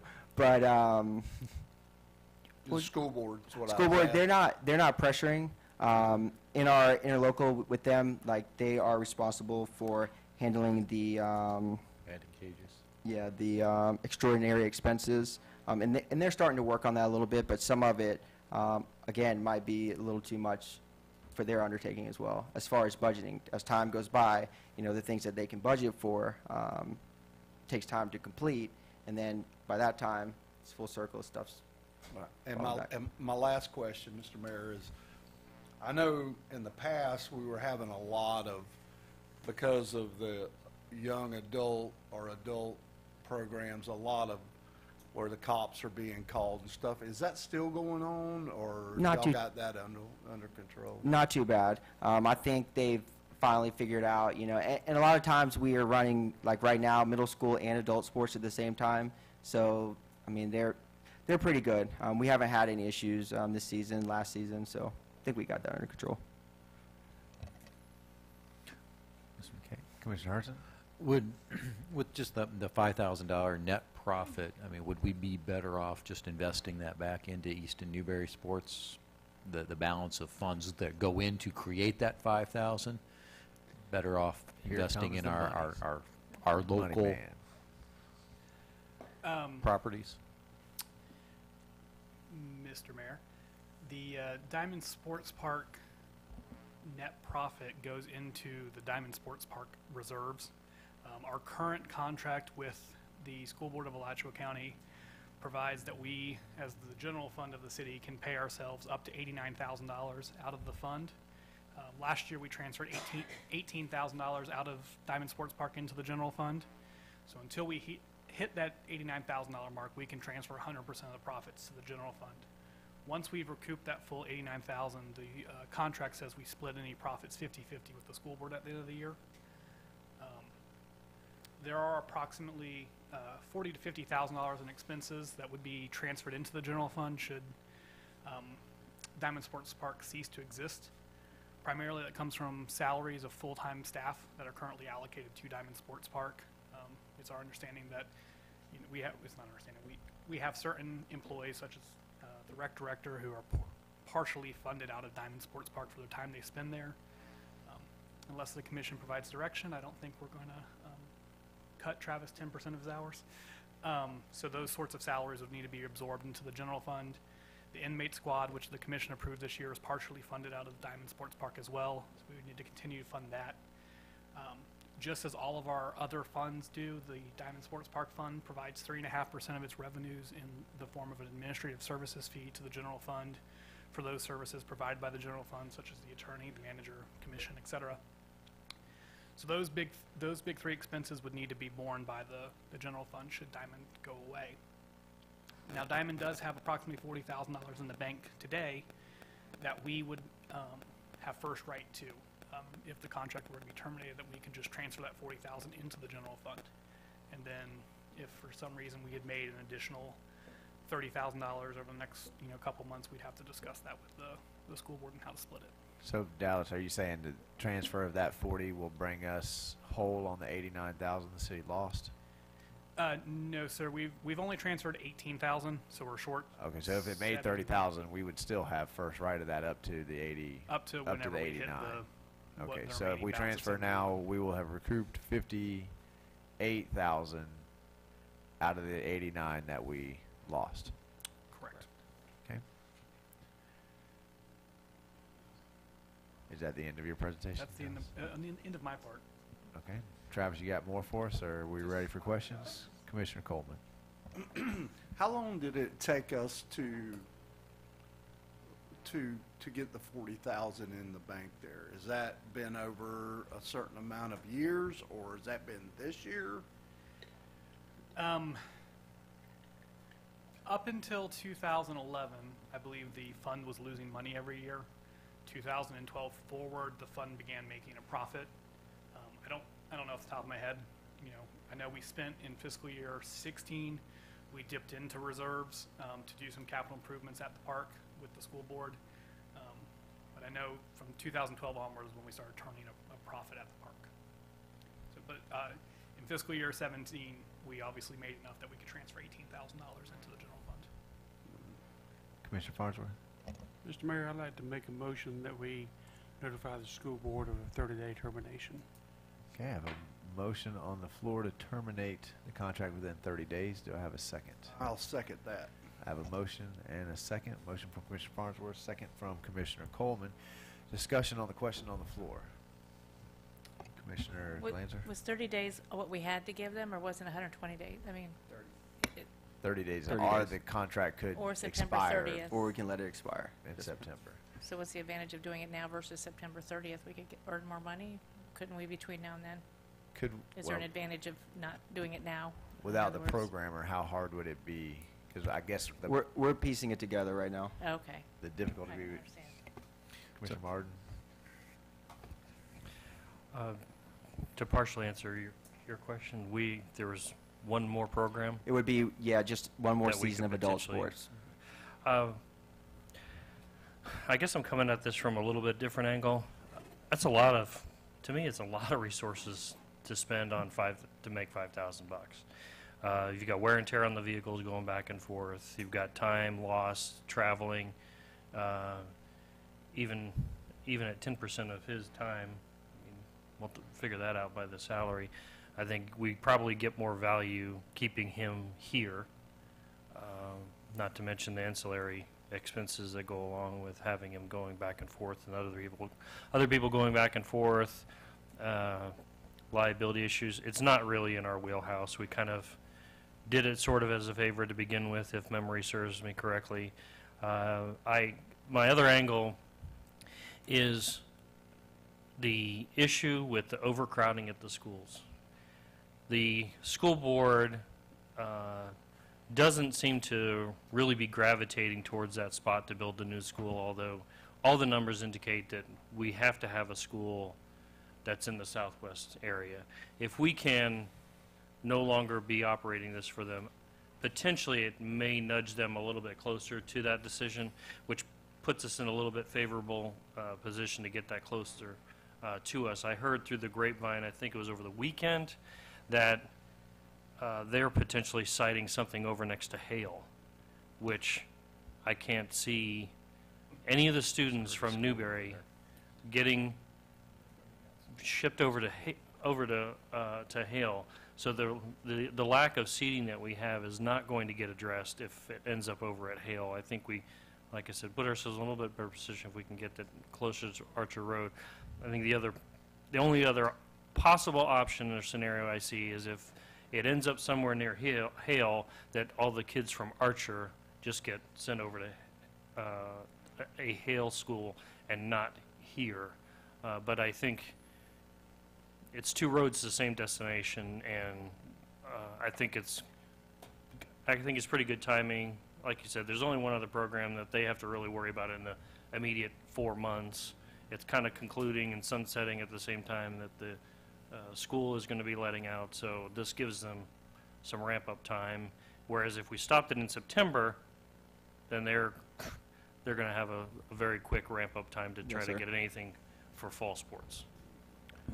I just want to make sure. So we've got one more program, but a summer's worth of maintenance. Correct. Okay. That's a good point.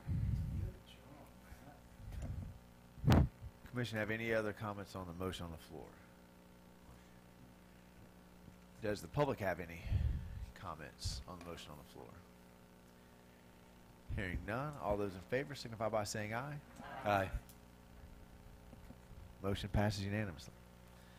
Okay, move on to the Historic Preservation Grant for the Little Red Schoolhouse.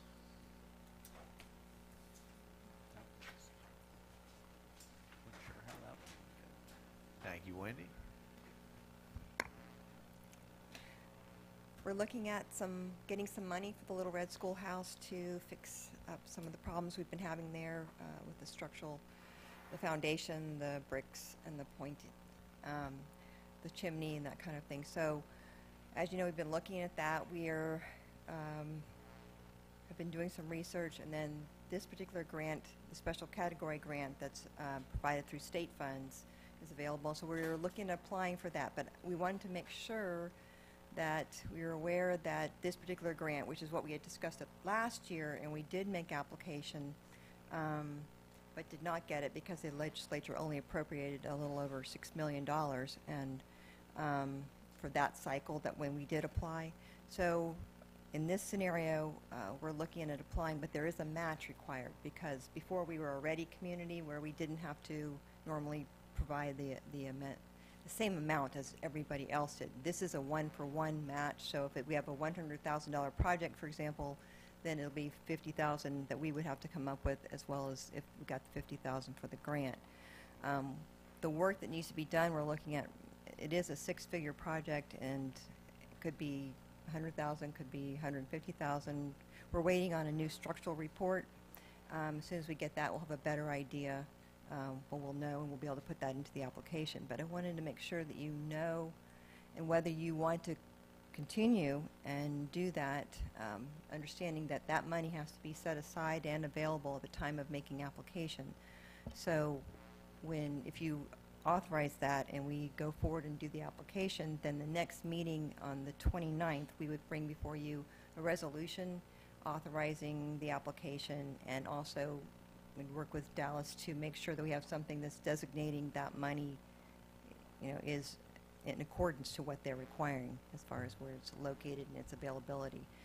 So I know that it's very important, and the community has put a lot of time and effort, as well as the city and the state in the past, for that Little Red Schoolhouse, and it is a historic building we're trying to preserve.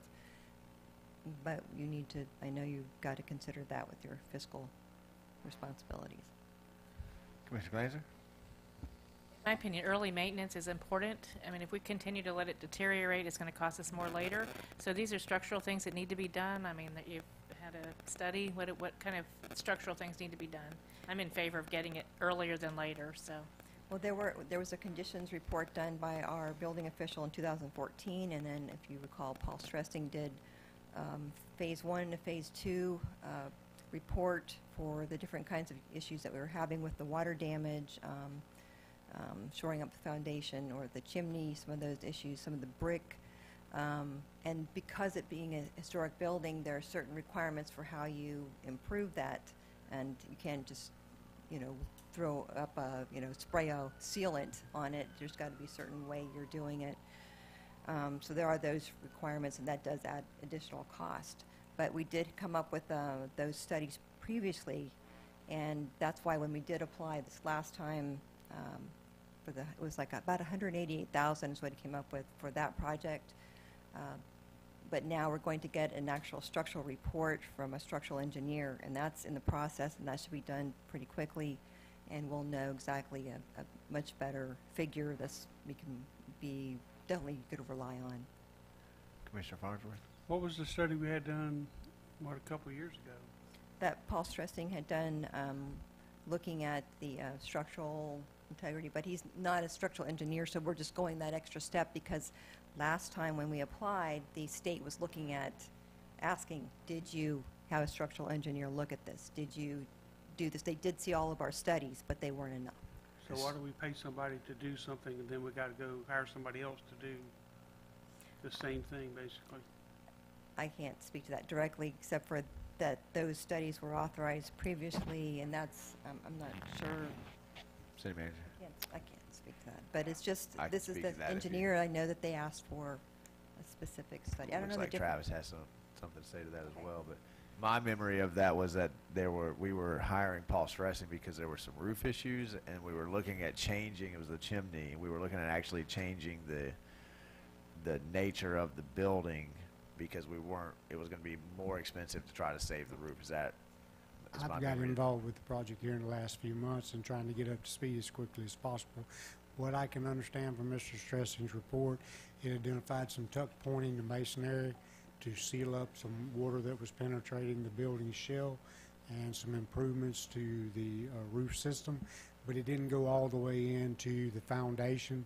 Speak to the Commissioner's question, this is a little more in depth for the amount of money that we're talking. Mr. Stressing's report identified approximately $50,000 to $60,000 worth of necessary work. I think we're going to find that once you start peeling the onion back on the structure itself, that numbers don't rise significantly.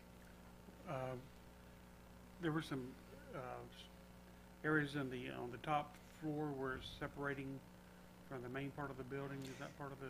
There was some discussion about redistributing the load of the building and moving some of the components from upstairs downstairs to lighten the load on some of those live members. But there was also the need to reinforce part of the decking as well. And did we not allocate any money in this year's budget to do any repairs there? We I'm not have. sure what's allocated this year. We have. I don't remember the And number. can that go towards matching part of the grant? The funding that we have in this year's budget is actually to perform work. Is it 45,000? Okay, we have 45,000. It's to perform work. The way the grant cycle is going to work is it's doubtful that we can get approved for the grant and still spend this year's money. So our intention was to spend this year's money on some required engineering services to support our application for the grant and do some other ancillary things that need to be done at the Little Red Schoolhouse, then budget for our 50% match in fiscal year 19's budget. So I'm on point with all that. Yes. Commissioner Farnsworth, you finished? Commissioner Martin? Can you say that one more time, Mike? Because it sounded like you wanted to. We have to allocate the money for the match. Well, I'm So saying that has to be in the bank and appropriated. the money for the match is going to be presented in next year's budget. The funding that we have available in this year's budget is going to go towards the engineering analysis and then a couple of other smaller issues that need to be addressed. The reason we're not going to apply it to the grant matches is that by the time we get notified that we received the grant, we're going to be into fiscal year 19. So we're just going to budget for the 50-50 match next year, take care of some other things with this year's funding. That is correct, and another reason that I suggested moving forward with the structural engineers report, if you try to take the money that you have allocated now and you start peeling the building shell open to do that work, and you find additional structural problems that you haven't budgeted or allocated for, you will be in an emergency situation then where you need to move forward with the repairs, or you have wasted demobilization to that contractor and the opening of the building envelope. Commissioner Martin, does that satisfy you for now? So are we talking about pre-allocating money for next year's budget when we're not even into next year's budget discussion at this point? And that's what I'm hearing? Is it? We're asking for authorization to submit a grant application, recognizing that if we're successful, that the grant is a 50-50 match. That was Wendy's warning at the beginning. So the grant application happens now. We will learn about the successes of our grant application as we're going through our budgeting process. We're going to put a placeholder in our CIP, and as we go through the budget season, depending on what we learn from the state and how much they allocate for this and whether we've been successful or not, would we then propose to keep that in our CIP or not? I would say that when we get to the end, even if we are successful in getting grant funding and the commission decides they don't want to spend the match, we can always back out. It doesn't make the state of Florida very happy that we go through the process and then say at the last minute, no, we don't want to do it. But, you know, the commission is not committed, and we're certainly not committing dollars right now for next year's budget when you haven't even had an opportunity to look at the other things you might consider for next year's budget. Okay. Commissioner Hersom and then Commissioner Farnsworth. And just a question, looking at the crystal ball, that there's a $1.5 million cap in a 5-year period. Do we look forward thinking that we're going to bump up against that cap in that 5-year period at all? Is it? No, sir. Commissioner Farnsworth. How do we know how much we're going to ask for in the grant before we have the engineering study done? The engineer is slated to be here next week to start his work. The grant application is due Wednesday, June 1st. So we should have the engineering study and some estimates for cost to put in the application at that point in time. She just wanted to make the board aware that there would be a match if we do submit the application. Commissioner Coleman. This one's for Jamie. I know right now you don't know exactly how it is right there, but how safe is our staff in that building right now? I feel that your staff is safe. There does need to be some adjustments, redistribute the weight in certain areas, but we're currently working towards that. I don't think there's any imminent issue with the staff safety right now. What's the timeline on switching the offices and the museum up? I know we got some excited people that are ready to volunteer their time to come in and help decorate. As I've stated, I've just got involved with it. I'm not sure what the timeline is. I think that the structural engineering analysis, the whole project got stopped when the discussion of we need to build some interior walls on the bottom floor. The question came up, do we have the foundation to support the weight of those additional walls? And brought everything to a screeching halt, and I think this engineer is going to evaluate that, and this engineer is going to tell us what we need structurally, so it will actually enable that project to move forward finally. Should be here next Thursday. Next Thursday.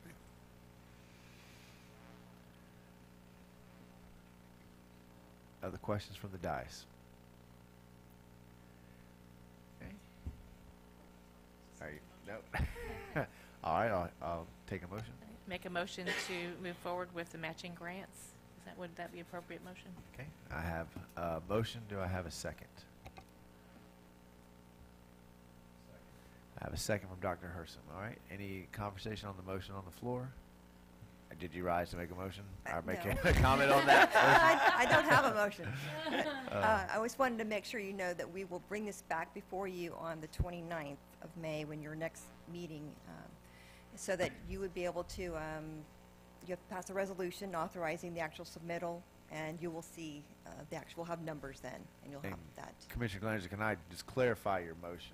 Your motion is to authorize staff to move forward to proceed with this grant, not necessarily to bind the matching funds. Duly noted. Okay. Yes. And that is what you're seconding, Commissioner Hersom? Yes. Okay. Any questions from the dais or comments from the dais on the motion on the floor? Why don't we just wait until we get the engineering report and then vote on this? Is that a possibility? Or do they need to know? The application's due June 1st. Your next meeting on May 14th does not have the ability to have any regular business on it because you're meeting at the joint meeting with the county.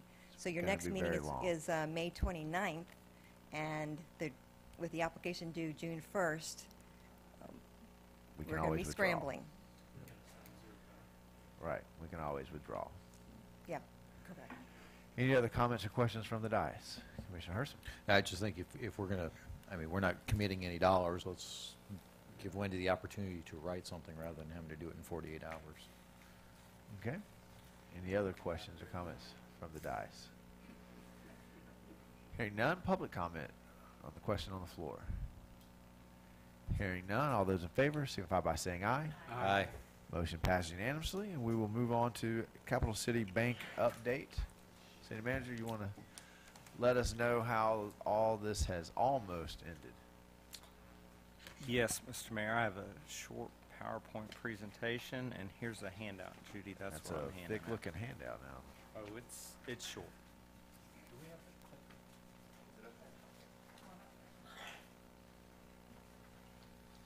Thank you, Mr. Mayor. Just to give the commission and the public kind of an update on what's happened with the Capital City Bank suit. I think I have eight or 10 slides. I'll go briefly.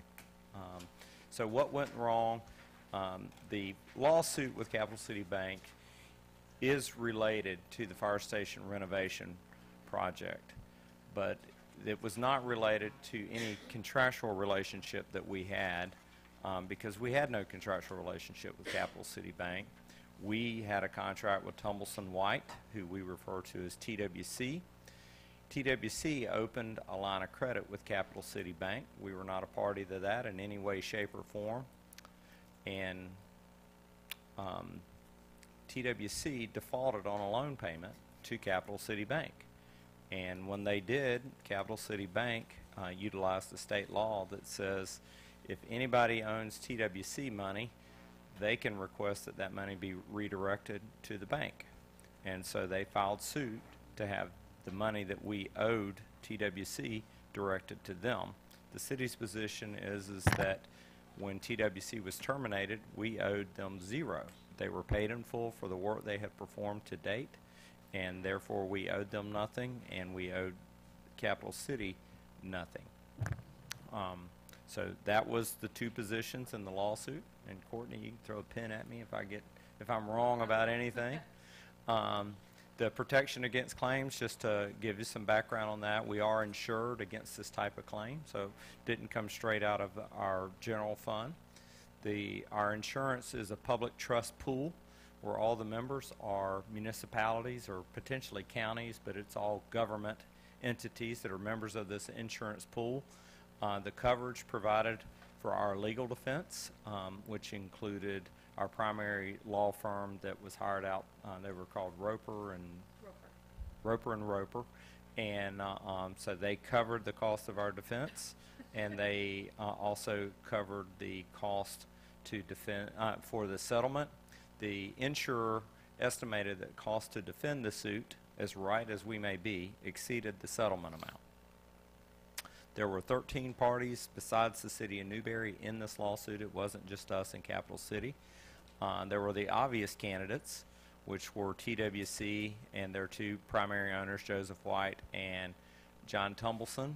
And there were also the innocent bystander kind of parties, which included the city of Newberry, Miss Espalage, Clay Electric, Willis Towers, another city, the town of Lady Lake, Sumter County Board of County Commissioners, city of Palm Coast, the Jewish Temple or Center here in Gainesville, a veterinarian, Alachua County, and the party that we were hoping was going to just take the lead on the defense, the U.S. Department of Defense, but they never really weighed in that I'm aware of. Just a quick timeline of how things went. I'll take you all the way back to September of 2016 is when we received bids for the fire station renovation project.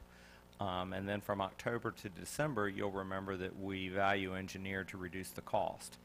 On December the 1st, TWC re-extended this line of credit loan with Capital City Bank, so they re-upped it. And then in January, a month and a half later, the city entered its agreement with TWC to construct the fire station renovations.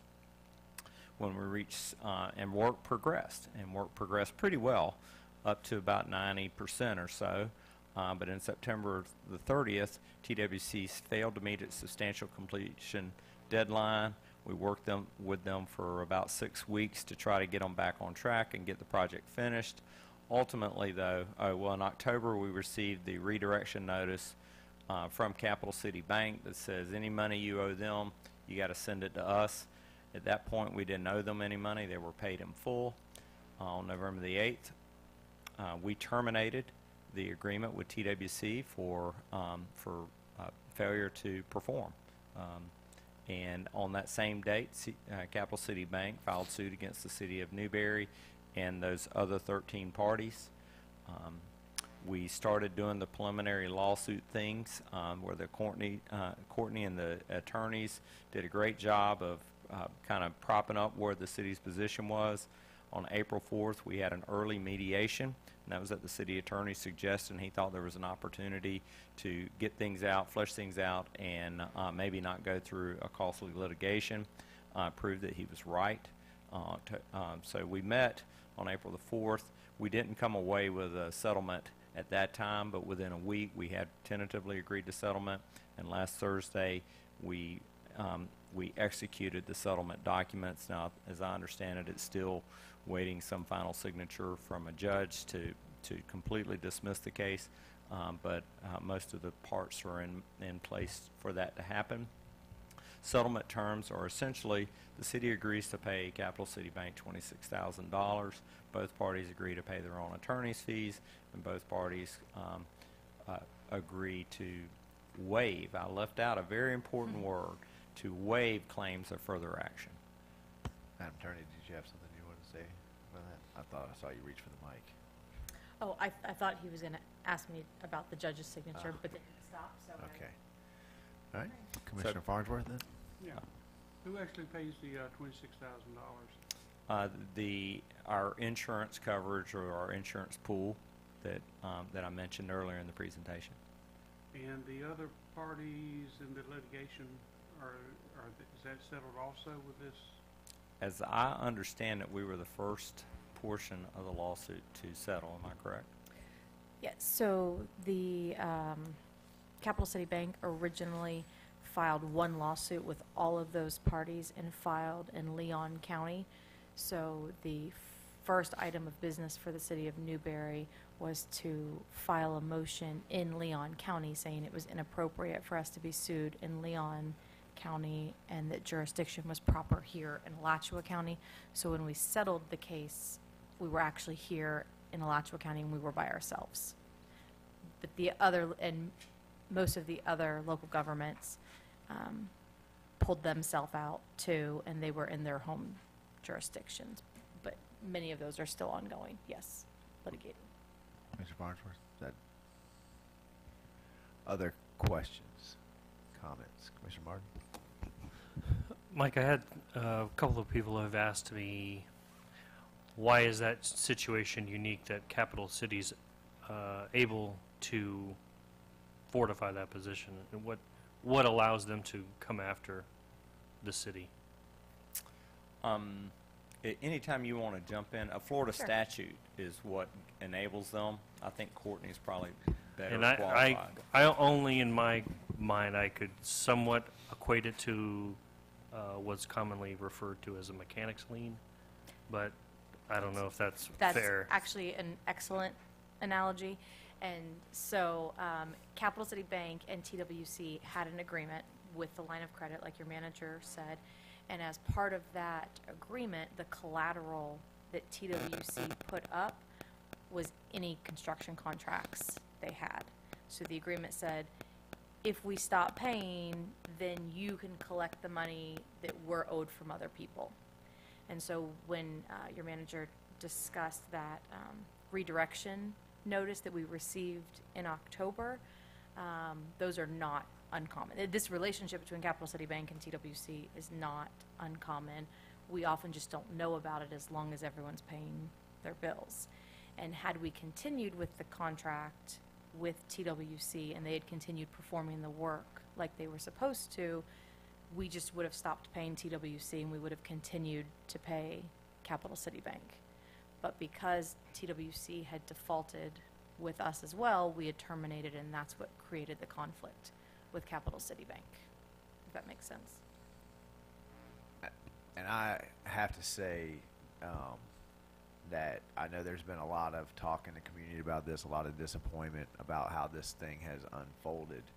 And as there always is, there's some accusations and some finger pointing about who was to blame and what happened and what went wrong. But at the end of the day, our staff was tracking that project to the T so well that when TWC came and asked to be prepaid for more money, we were able to say, our staff was able to say, you've been paid up to exact amount of the work that you've done, and we're not going to authorize any more payment until you've actually done the work.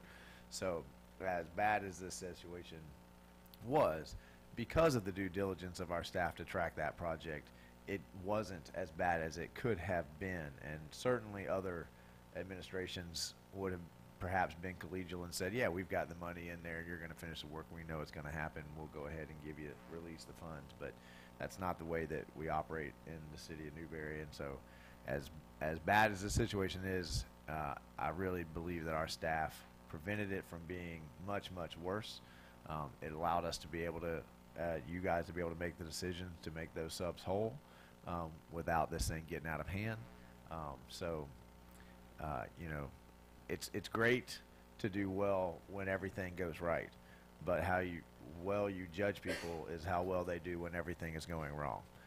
And I think that our staff did a great job when a whole lot of things started going wrong that were without our control.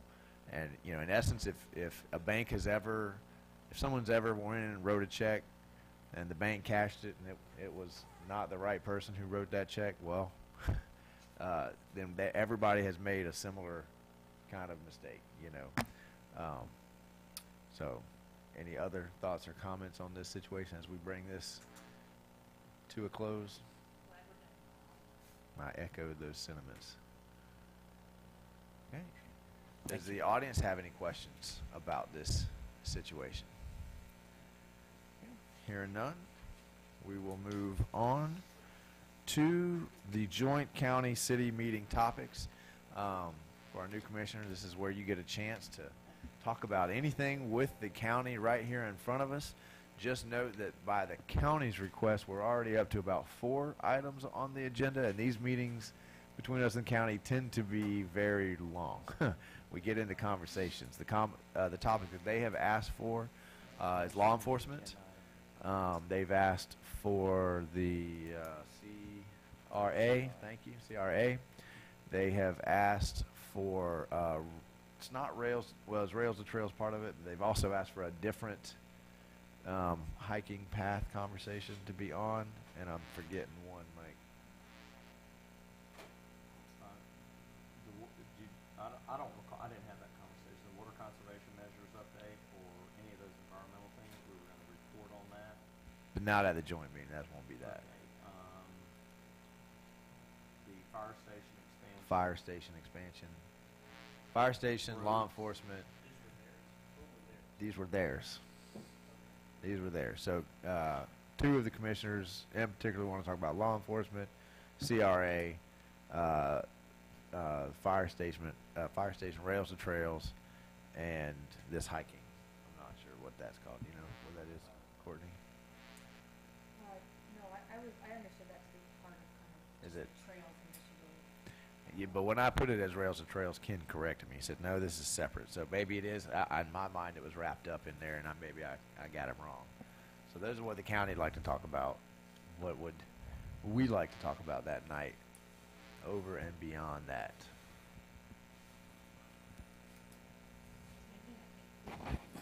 Commissioner Martin, is that a... Do we know what it is that they're interested in talking about as it relates to these topics? I can give you a short rundown.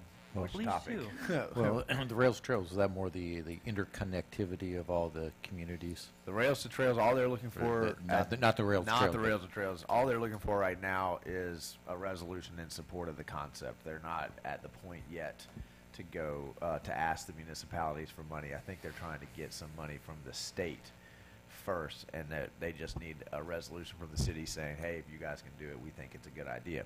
For... I'm sorry, Mr. Mayor, I was just going to say, I've sat in on some of the other joint meetings this year, and one of the things they've been discussing in addition to that is they're working on kind of a master plan of rails, or trails in the county, and so they kind of want to invite all the municipalities, if they want to be working on any projects within their city, and kind of meshing it up with county plans. So there'll be like kind of an invitation coming forward to join them in any kind of discussions on that. The law enforcement, they're interested in how the SROs affect the state's decision with the SROs affect our decisions. What are we thinking in terms of moving forward? Are we looking to continue the relationship with ASO? Are we looking more towards a Newberry Police Department? Are we looking towards some other option? They are just interested. What was the other? The CRA, I believe we have moved the ball a little bit towards getting a yay or nay, up or down vote on that. Well, the CRA, remember we were close to agreement on the CRA, and pretty much all the I's are dotted and the T's are crossed, and then it got lumped together with the roads. And now it's my understanding that we have some support both from their staff and their commission, since their staff approached our staff with a broader idea that encompasses the roads, but that broader idea, again, put forth by their staff, is going to take about a year to 2 to work out. Now there's some feeling that we should separate those out and give the CRA an up or down vote as a standalone issue. So I would hope that we would all be supportive of that concept of let's separating them out, and at this point vote them up or down, yay or nay. What was the other? Fire station. That they just want to know what's going on and how's it going and how's that going to relate. Will we have the ambulance bay and those kinds of things? So that one, and is there, what was my number 5? Now with hiking is the trails. That's the whole master concept there. And then the environment, that's a separate issue. I'm going to go just make a presentation. Commissioner Coleman. I thought we killed the CRA after the roads. No, we didn't kill the CRA. We said we weren't going to use the CRA as a negotiating tactic for the roads. We had agreed on it. They voted yes or they voted no, but we've done all the work for the CRA at this point. If they'll vote it yes, great. Yeah, this thing's been kicked down the road way too long. Not really in support of that now, but after all that. Commissioner Wadsworth? You kind of touched on it, but I wanted to question them about the possibility of getting the ambulance put here in the city. So what the other thing, we can also ask why Commissioner Hutchinson has such a poor attitude towards us. I think that should be number 1. If he's representing us. Just trying to figure out how that agenda item will read. And have we discussed with the sheriff regarding the contract and how the school officers will be affected, or? It's my understanding that's next week, I think. Is that right? Yes, Mr. Mayor, we're going to meet with the school board initially to kind of get a read on what they're seeing from state funding, and then once we have that information and knowledge, then we're going to sit down with the sheriff and discuss what potential impacts it may have to our agreement.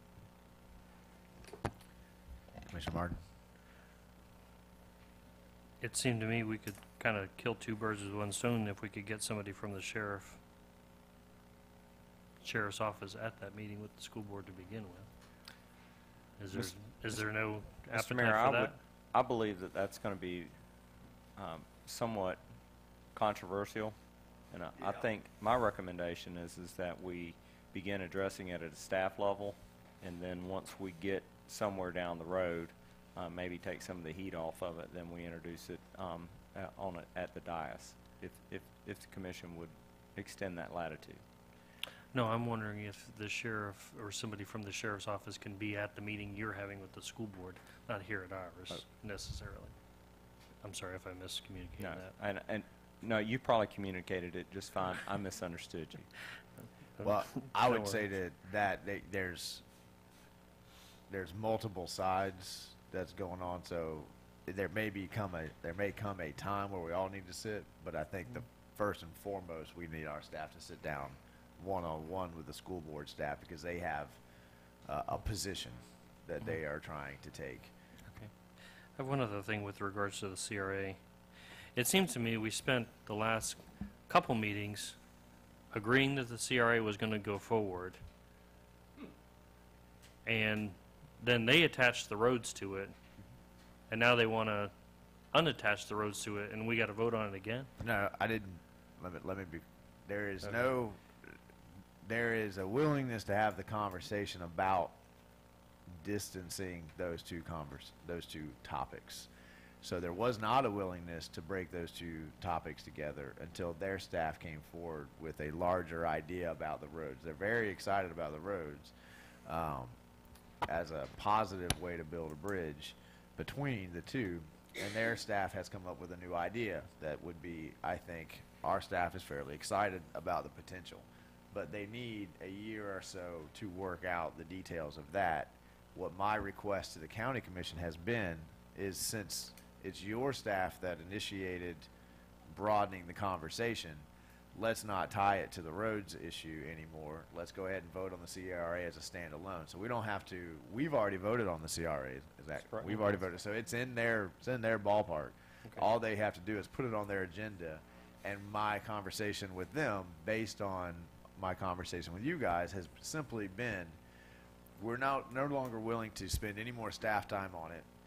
We spent all our money and staff time that we spent. We're not going to use it as a negotiating tool, because Gainesville CRA and their behavior with the CRA has created such a bad taste in everybody's mouth that the CRA that we're getting potentially is a much watered down version.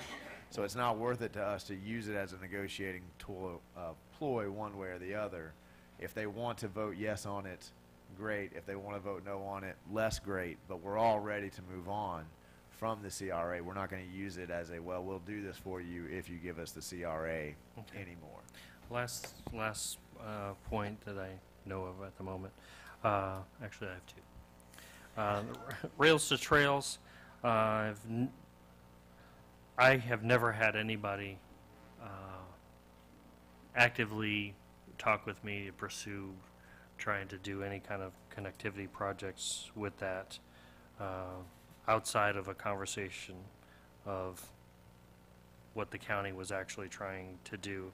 So I don't know that there's a huge appetite, or at least it's not been communicated to me that there's a huge appetite for that here. So from this seat, I don't necessarily have anything to really contribute on that topic. And then the other thing, with the firehouse extension and the ambulance bay, was there any interest in the commissioners, any of them coming out and touring that before the meeting, per the email that I had sent with you, or sent to you last week? I do not have a read on that yet, but I will follow up and get you a read by the end of the week. I think the problem with the tour is that then you're going to, unless, if they all come, then we're going to have sunshine issues.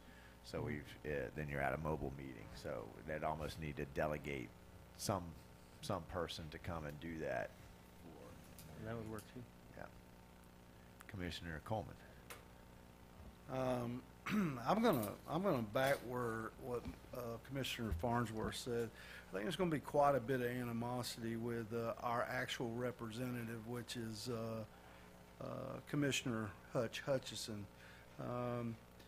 With him making the comment very clear that the only reason that Newberry ever comes to the county commission is for money, and that leads back over to the CRA and those type things.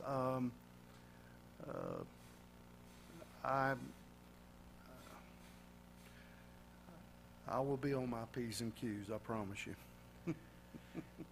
I can say, certainly I fielded many of the same calls that you guys probably got after that event. I can say that I've had multiple positive conversations with him since then, and he has been surprisingly in favor of some of the things we've asked. So as much as that influences your decision to continue having the conversation about that, and I would also say, not to excuse what he said, but it came at the end of about a 4 or 5 hour long meeting, and I sat through probably 3.5 or 4 hours of it, and they got a lot of comments. So it was an emotional meeting. I know you might be able to appreciate saying something that you later regret. Not you personally, just appreciate it as a concept. So, at some point we have to determine, does it benefit us in the future to dwell on a past statement if we've been able to overcome that? Now, certainly if we continue to have that kind, then maybe that would make it as an agenda item, but I wouldn't necessarily see much of a benefit in starting the meeting on that note.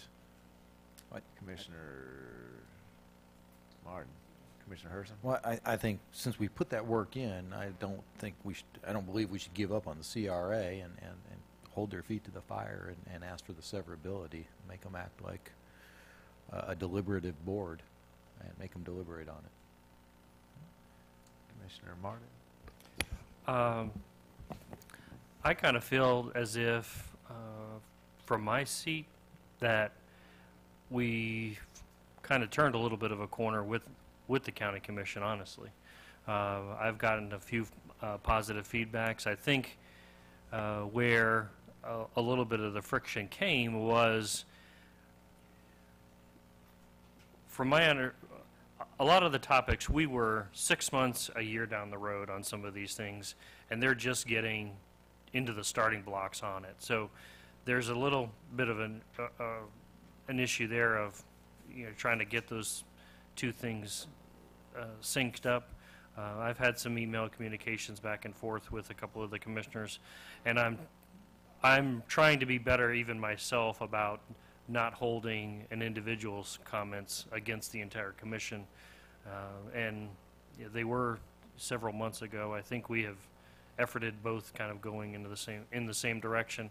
And quite honestly, I think a lot of it has been because we have been able to make sense of our positions to them. I think we have, quote unquote, sold them better, packaged the ideas better, had the conversations, and the fact that they've had the conversations, I think they kind of are seeing it a little bit of the way that we are. And I that may be me and my naivety about it, but I feel a lot more positive about our relationship with the county than I certainly did 6 or 8 months ago. And again, I would just echo that. I would remind this board that they recently voted positively in favor of Loft, which was not an easy decision for them. It pitted cities against cities, and I would echo Commissioner Martin's comments that I think what we have been able to do in the recent months is bridge that conversation and sell. And at this point in time, I could report that I have an active conversation with every single one of them. I spent 45 minutes on the phone with Commissioner Byerly the other day, which to me is a big step forward in the right direction of having the ability to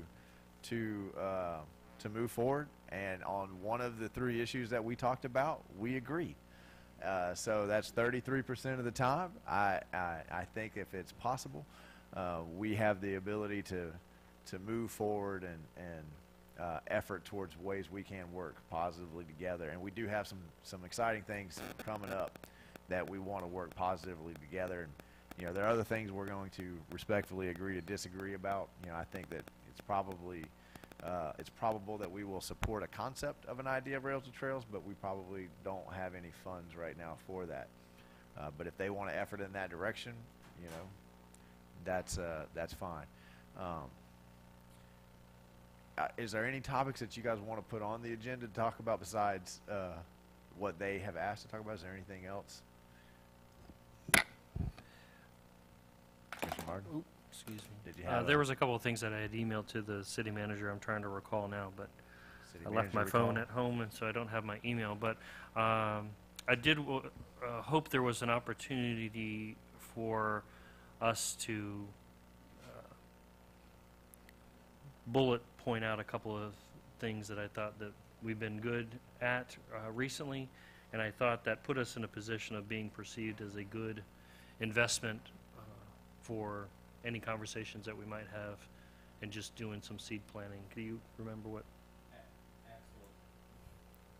Absolutely. Mr. Manager, Commissioner Martin's 3 items that he transmitted to me were the road reassignments and chip seal progress. I think I forwarded an email today that showed the active chip sealing on Southwest 202, which I may have mistakenly said Northwest, but it's Southwest.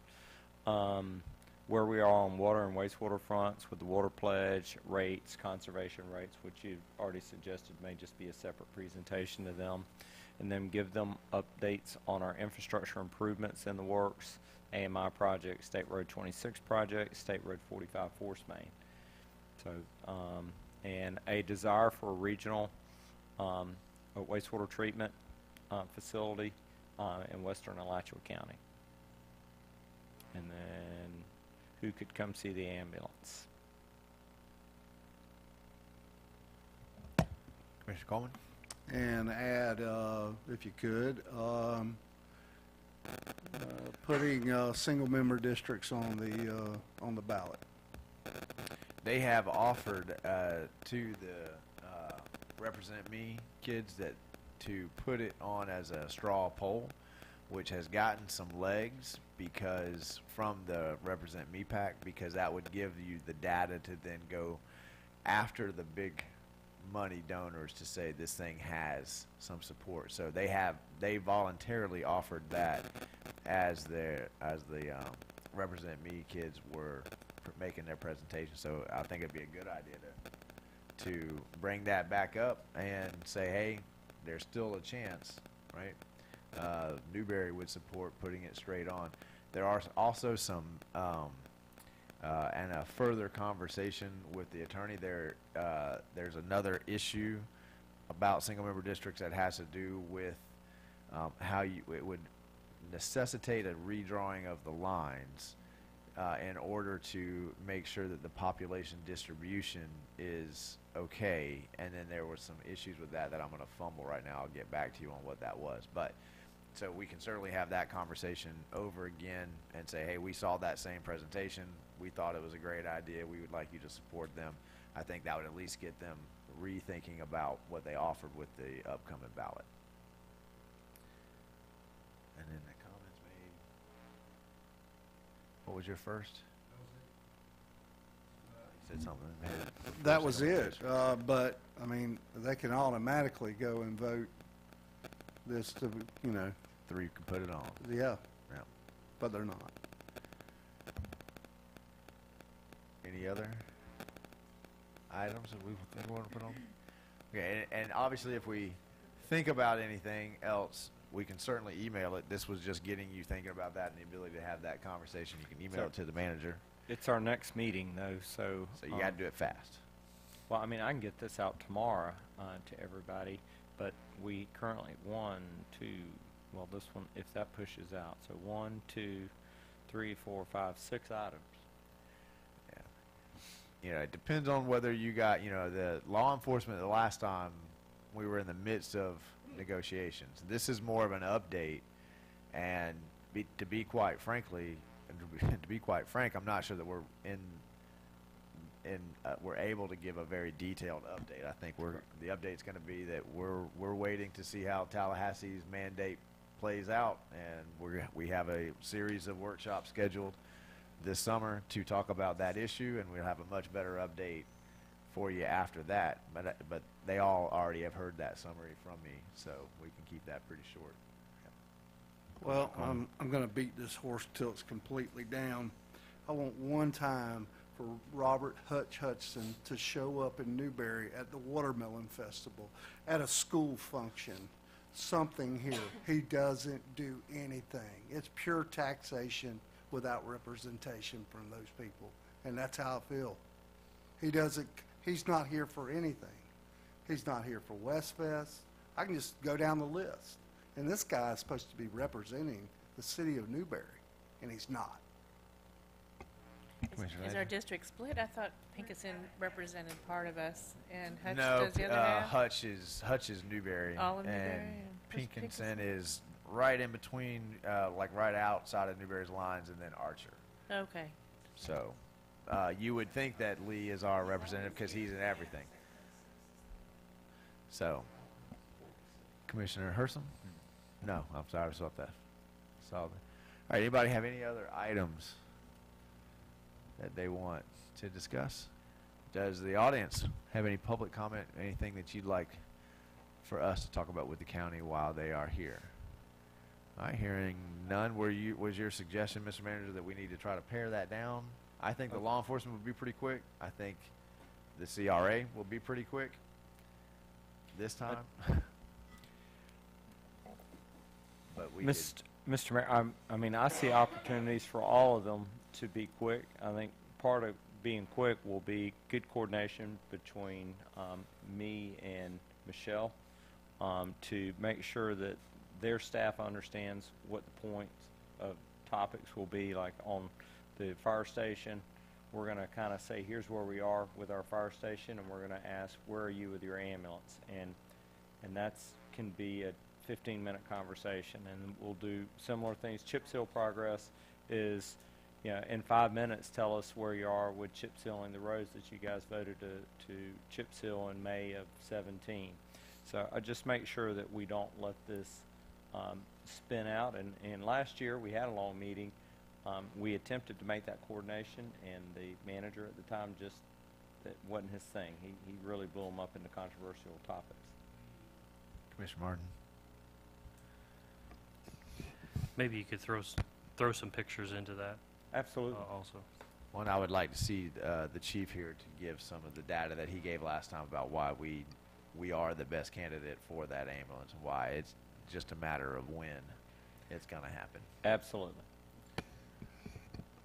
Okay, then we will do our best to all move through those topics quickly. And again, if you think of anything, get it to the city manager ASAP, knowing that we've already got 6 items on the agenda that could be short, or they could be long conversations. Okay, we'll move on to comments. City manager? Thank you, Mr. Mayor. I guess first, this is a little more than a comment. I'm going to ask the City Commission to take a vote. Our regularly scheduled meeting, the second meeting in May, would fall on Memorial Day. In the past, the City Commission has opted not to have the meeting at all or to move it. Since our first meeting in May is a joint meeting and we won't be discussing regular city business, staff requests that we have the second meeting in May and not cancel it, and that we have it on the Tuesday following Memorial Day, which is the May the 29th. Mr. Mayor. Commissioner Martin? If you were listening earlier, Wendy told us that we were meeting on the 29th already. She let the cat out I think of it the was bag. I think it was unsubliminal Yeah. suggestion. I'm fine with the 29th.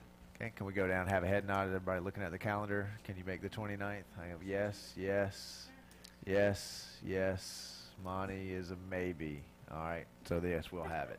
Great job, Wendy. Good job. Great And job, Wendy. Amy will send out a calendar so that we all remember that it's moved to the 29th. Thank you very much. Westfest recap, just I guess a huge thanks to staff who worked tirelessly to have a very nice event, and Westfest was a great event, even though Mother Nature did her best to disrupt it. And also thanks to the City Commission. I saw everybody there.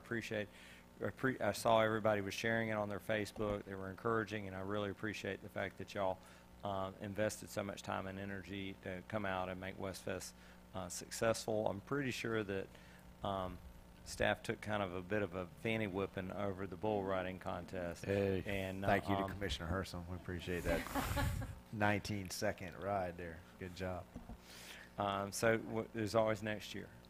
There's always next year, and that's our battle cry. As a lifelong Gator fan, I'm very good with wait till next year. Mike, before you move on from that one, I know the hour's getting late and I know folks are tired, but the commission and I would be remiss not to add our thanks and applause to staff. Moving an event like that in 24 hours, 30 or whatever you guys did, and how well you pulled that off was amazing. We got great compliments. I know you all saw the post from the woman down south who came up here, and she said if you ever feel like America needs to be great again, you just visit the city of Newberry and you'll see why we've never lost it. So I thought that comment was awesome, and it was all due to staff, the way you guys handled that situation. It was incredible. Absolutely. Thank you. Thank you. We met last week with Farm Credit of Florida, and we showed them the Newberry Agritech Innovation Park, because we just have an objective that if you're in the agricultural industry in Florida, you need to see what's going to happen in Newberry. They got very excited about it. They offered to participate in future meetings, help us meet folks, prospects that we don't know yet. So it was a very positive meeting. We're evaluating state funding on the SROs. I'd already kind of mentioned that. We're meeting with the school board very soon. Have a positive meeting with them, and then our next step will be to work with the sheriff's office. We got notified today that FDEO has approved the job creation element of the Newberry Town Center CDBG grant, which is a huge sigh of relief to several people in this room, including one that's not always in this room. But thank you so much. We appreciate the jobs and getting that closed out. It's great news for us. Now, we still have to wait a bit for DEO to close the project out officially, but that was really a big hurdle for us to clear. And thanks to Mr. Norfleet's job creation, we have 21 new jobs in Newberry. I think 11 of them are low to moderate income, and we have $700,000 worth of new water system infrastructure that was compliments of the state of Florida and one very hard-working developer and a couple of very hard-working staff people. And now, Mike, does that allow us to go after the next one once this thing is closed out? There we go. So absolutely. We are planning a public meeting at the end of May, at your May 29th meeting that you just scheduled. FDOT is going to be here, and they're going to present their project development and environmental study for State Road 26. So you've seen it a time or two now. This should be the final time they're in front of you, and they are in search of a resolution in support of alternative fill in the blank. Mike, have you been successful at getting them to share that? Have a meeting with them video Thursday. with us early? I've requested that. They've indicated that they would provide that. I have a meeting with them Thursday. We're going to lock all that down. I think the commission would appreciate seeing that absolutely as early as possible. Absolutely. And just last note, budget hasn't really happened big time on this end, but all those folks in the back of the room have been working very hard to get their budget submittals in, so we are gearing up. I guess it'll probably be June when we start sharing with the commission our thoughts about where we're going with budget. So just a little bit of pre-warning or pre-notification that we're working very hard on that, and look forward to getting it in front of you. That concludes my comments. Thank you, sir. Madam Attorney? No comments tonight. Thank you. Madam Clerk? No comments tonight. Thank you.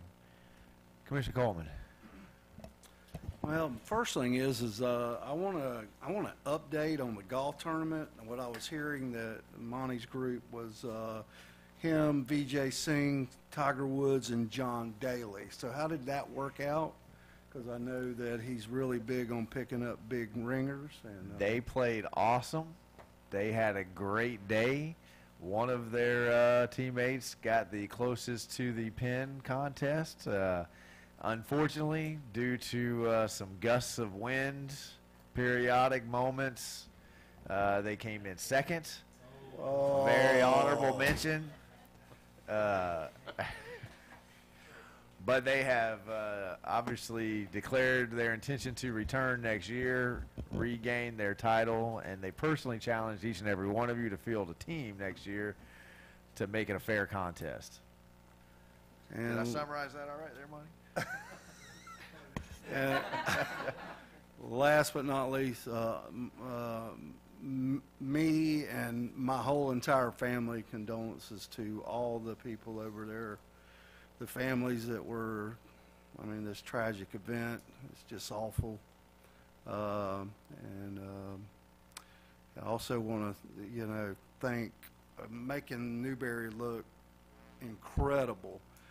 Even though it was a tragedy with the mayor and Tim Martin, I don't know who else all was involved in that. All our local preachers, that was just awesome. Me being out of town, I actually seen Tim and Jordan on ABC News up there in Troy when we were in the hotel.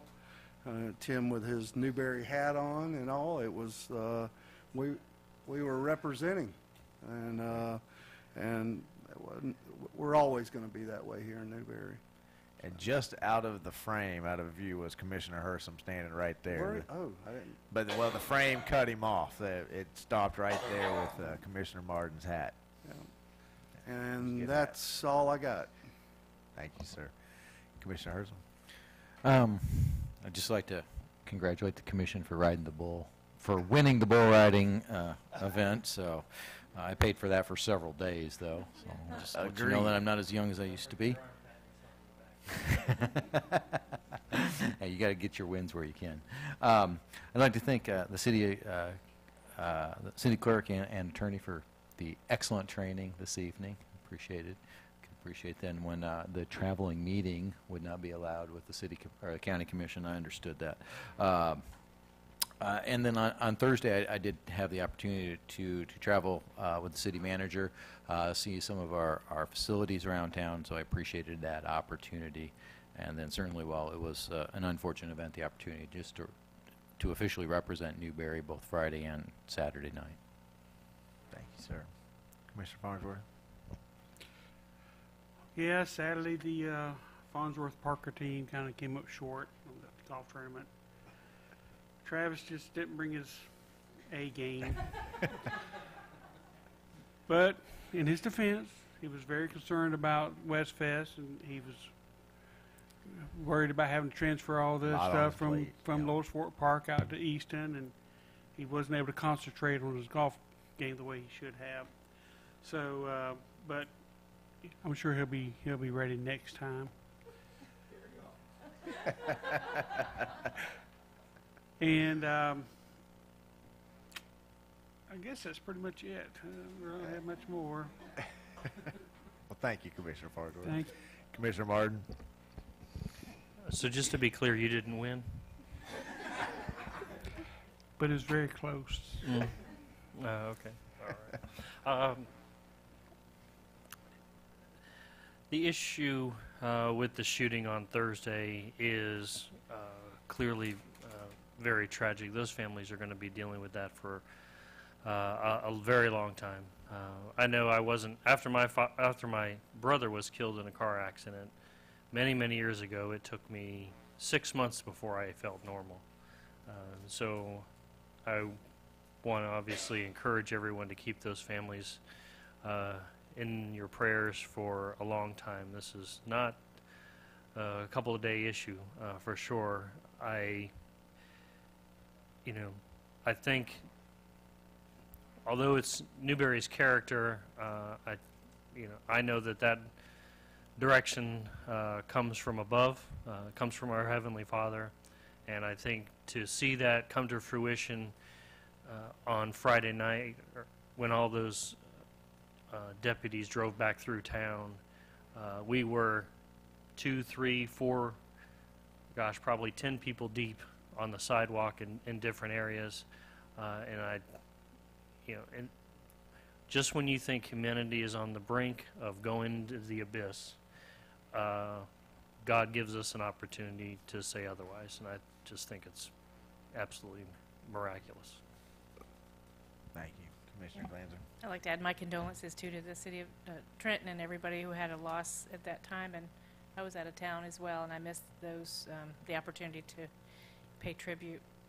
Yesterday in the Gainesville Sun, Trish Roy, one of our citizens, wrote a beautiful article about the city of Newberry, and I want to thank her if she's listening. It was just wonderful. There was one line in there, and I can't remember what it was, but it made this sound great. Oh, make America, if you don't think America's great, come see Newberry. That was it. Thank you, Trish. The day of prayer is Thursday, March 3rd. There will be a prayer around the flagpole at 7:30, so I hope you can. What did I say, April 3rd? May 3rd. May 3rd. This coming up Thursday. Thank you. I'll get it straight. And thank you, fellow bull riders. I had my 1 second of fame, and I think more than our expertise at riding the bull, it was the lack of staffs getting on the bull. So I think we won by default, but we'll take it any way we can get it. And that's it. Thank you. Thank you, Commissioner Glanzer. I've got a bunch of dates of events coming up that I'll throw at you before we have a chance to see each other again. The Powder Puff game is the annual flag football game between the classes. It's always a lot of fun. That is May 4th. It starts at 7 o'clock at night. It's at the stadium there. So come out. You'll have some food in the concession stands. Watch the girls play. They have a good time. The boys are cheerleaders. They're a lot of fun to watch on the sideline as well. So it's a good night. You go out and get you some food at Woodyard or Cilantro's and come and watch. May 5th is our next farm share event. It's at the American Legion. Would love to have the commission there to help out. We're going to do a drive-through again, so it won't be. We did that the last time. Worked much, much better. So if you haven't had a chance to come out, that's a really moving event to help a whole lot of people all in one morning. It's about 7 o'clock. We should probably be wrapped up around noon. So if you can come at all, great. If you can come for the whole thing, even better. You covered the National Day of Prayer, May 3rd.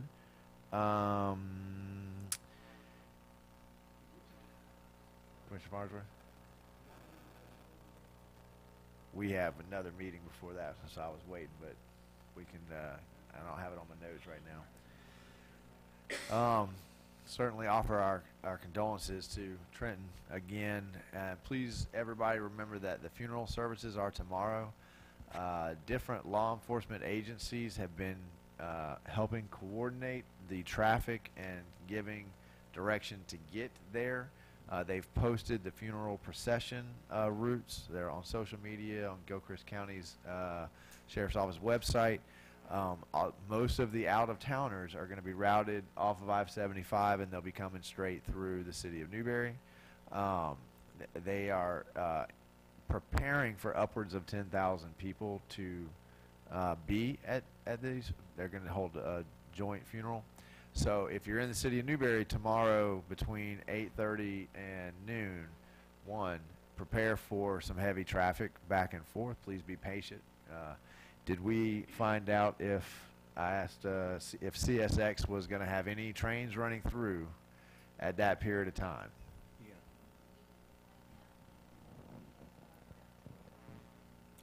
But they don't have a schedule. They can't tell us. Okay. Well, if they respond and say, just to let you know, we've got a train coming through at 9 and we got to change the railroad tracks, it's going to sit there for 20 minutes, we'll try to get that communication out so people can at least plan to try to leave early or late. I would just like to add my thanks to everybody who was involved in the vigil. Newberry has really stepped up to help our fellow man, and it has made me very proud to serve as your mayor up here. Certainly we'd like to thank Trip Norfleet and his family for volunteering the use of the Countryway Town Center out there. It was a wonderful place for us all to have the chance to get together and commune together and pray together and hug each other. I'd like to thank DCC for helping provide the sound equipment to us. We had 5 or 6 churches there to be with residents. CLF was there, First Baptist was there, Bronson Road Church was there. I also want to thank Senator Keith Perry, who came. We had Representative Watson there, Representative Clovis, Representative Clovis Watson. We had Representative Clement couldn't make it. We had County Commissioner Ken Cornell was there. We had Mayor Gibb from Alachua. We had the mayor from Hawthorne was there. We had Commissioner Dana Miller was there. Matthew Burt from Tin Can was there. And Gibb, did I say Gibb? Wilford, Commissioner Wilford from Alachua was there. And I'm going to remember that other, and I'm going to remember that other representative who was also there. There was another one sitting there. He's running. So it was just a chance for everybody to come together. But not only did we come together Friday night, but the city of Newberry went over to Trenton on Saturday and helped them set up that event. We loaned them the materials. DCC went to that event and set up. Staff went over there and helped set up. So there was nothing that was asked of us that we didn't step up and meet that request, and that truly from the bottom of my heart for the whole town, from the lineup on the city streets to the vigil to Saturday's vigil to all the fundraisers that are going on for the families. Everybody has stepped to the plate and showed that it really is about taking care of your fellow man, and I appreciate that. It makes me proud to be from Newberry. And that will conclude my comments. Public comment.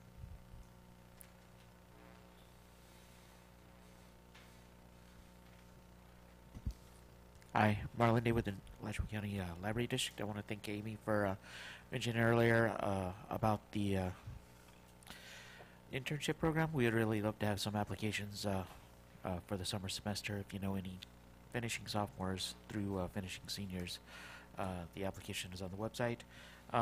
May the 4th is Star Wars Day. We have crafts and games at 2 o'clock. And next week is Children's Read Week. April 30th through May the 6th. Please stop by the library, check out some books for your children, and read to them next week. Thank you. Any other public comment?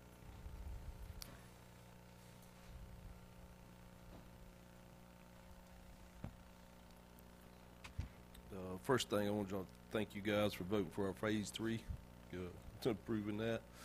And then I want to thank the city staff and the commission on the grant on the deal. Really big appreciation to Wendy. She worked hard on it, helped us out a lot on that deal. So we really appreciate that happening. And like I said, we figured it up the other day that we probably, on average, 21 was on payroll, but we got an average of probably about 70 guys out there daily. So awesome. That was good. And good Lord's blessed us out there. And we're first phase is sold out. And so that comes to my next question for you guys. We're on our second phase. We're done. We got to get some paperwork to Brian, and I asked Brian earlier tonight. I said, I don't, because we were going to have the final plat the May 14th or whatever meeting that was, and then Brian emailed me Friday and said, "Man, we can't do it because of the joint meeting." And so I asked him tonight, I said, if I asked them, would it be stepping on your toes? He said, no. But we've got about 5 of those pre-sold, and we have to have that final plat before we can go get building permits and all. And I was just wanting to know, is there any way after the meeting or before the meeting, is there any possible way to get to hear that plat? And I don't, it may not be feasible or able to do it, but I wouldn't think it would take more than Commission, would y'all be willing to meet 30 minutes ahead of time to have a meeting, a one agenda item meeting? Commissioner Martin? I don't have any problem doing it. And that actually reminded me, I'm concerned about the FDOT development taking a long time to go over when they present, and whether or not we should move that meeting a little bit earlier too on the 29th. Well, what time do we have the FDOT meeting? Not to jump. It's part of the agenda on the 29th. It's a regularly scheduled meeting, so we would intend to start at 7. But if the commission would like for us to start it at 6, we'd be happy to. 6:30, 6. Absolutely. Okay, back to Tripp's question. Staff, do you have any problem with meeting 30 minutes early to present that?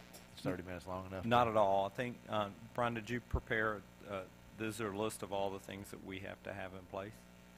Okay, so. And that would be contingent upon, so if we're going to meet on Monday the 15th and Monday the 8th, I can subtract 7 from 15. That's a stretch for me. If we can you get all those things turned in so that we can get our advertising right and pull all that together? We need that in by, I think, Brian. Monday the 8th. 7th. Close of business. Okay. 7th. Yeah, and then, of course, if we don't get that in, we wouldn't ask for it. Absolutely. Can I get 2 more head nods? I heard one commissioner say yes. Yes. 1, 2. All right. Unanimous? Absolutely. Right. We want to keep selling houses. I sure appreciate it. One last thing I'd like to say is you know, on that candlelight, I thought the city and the staff did a great job, and I thought they all ran that thing about as you know, very nice it was run. Y'all did a great Thank job. you, sir. on that. We appreciate that, and it was a beautiful sight.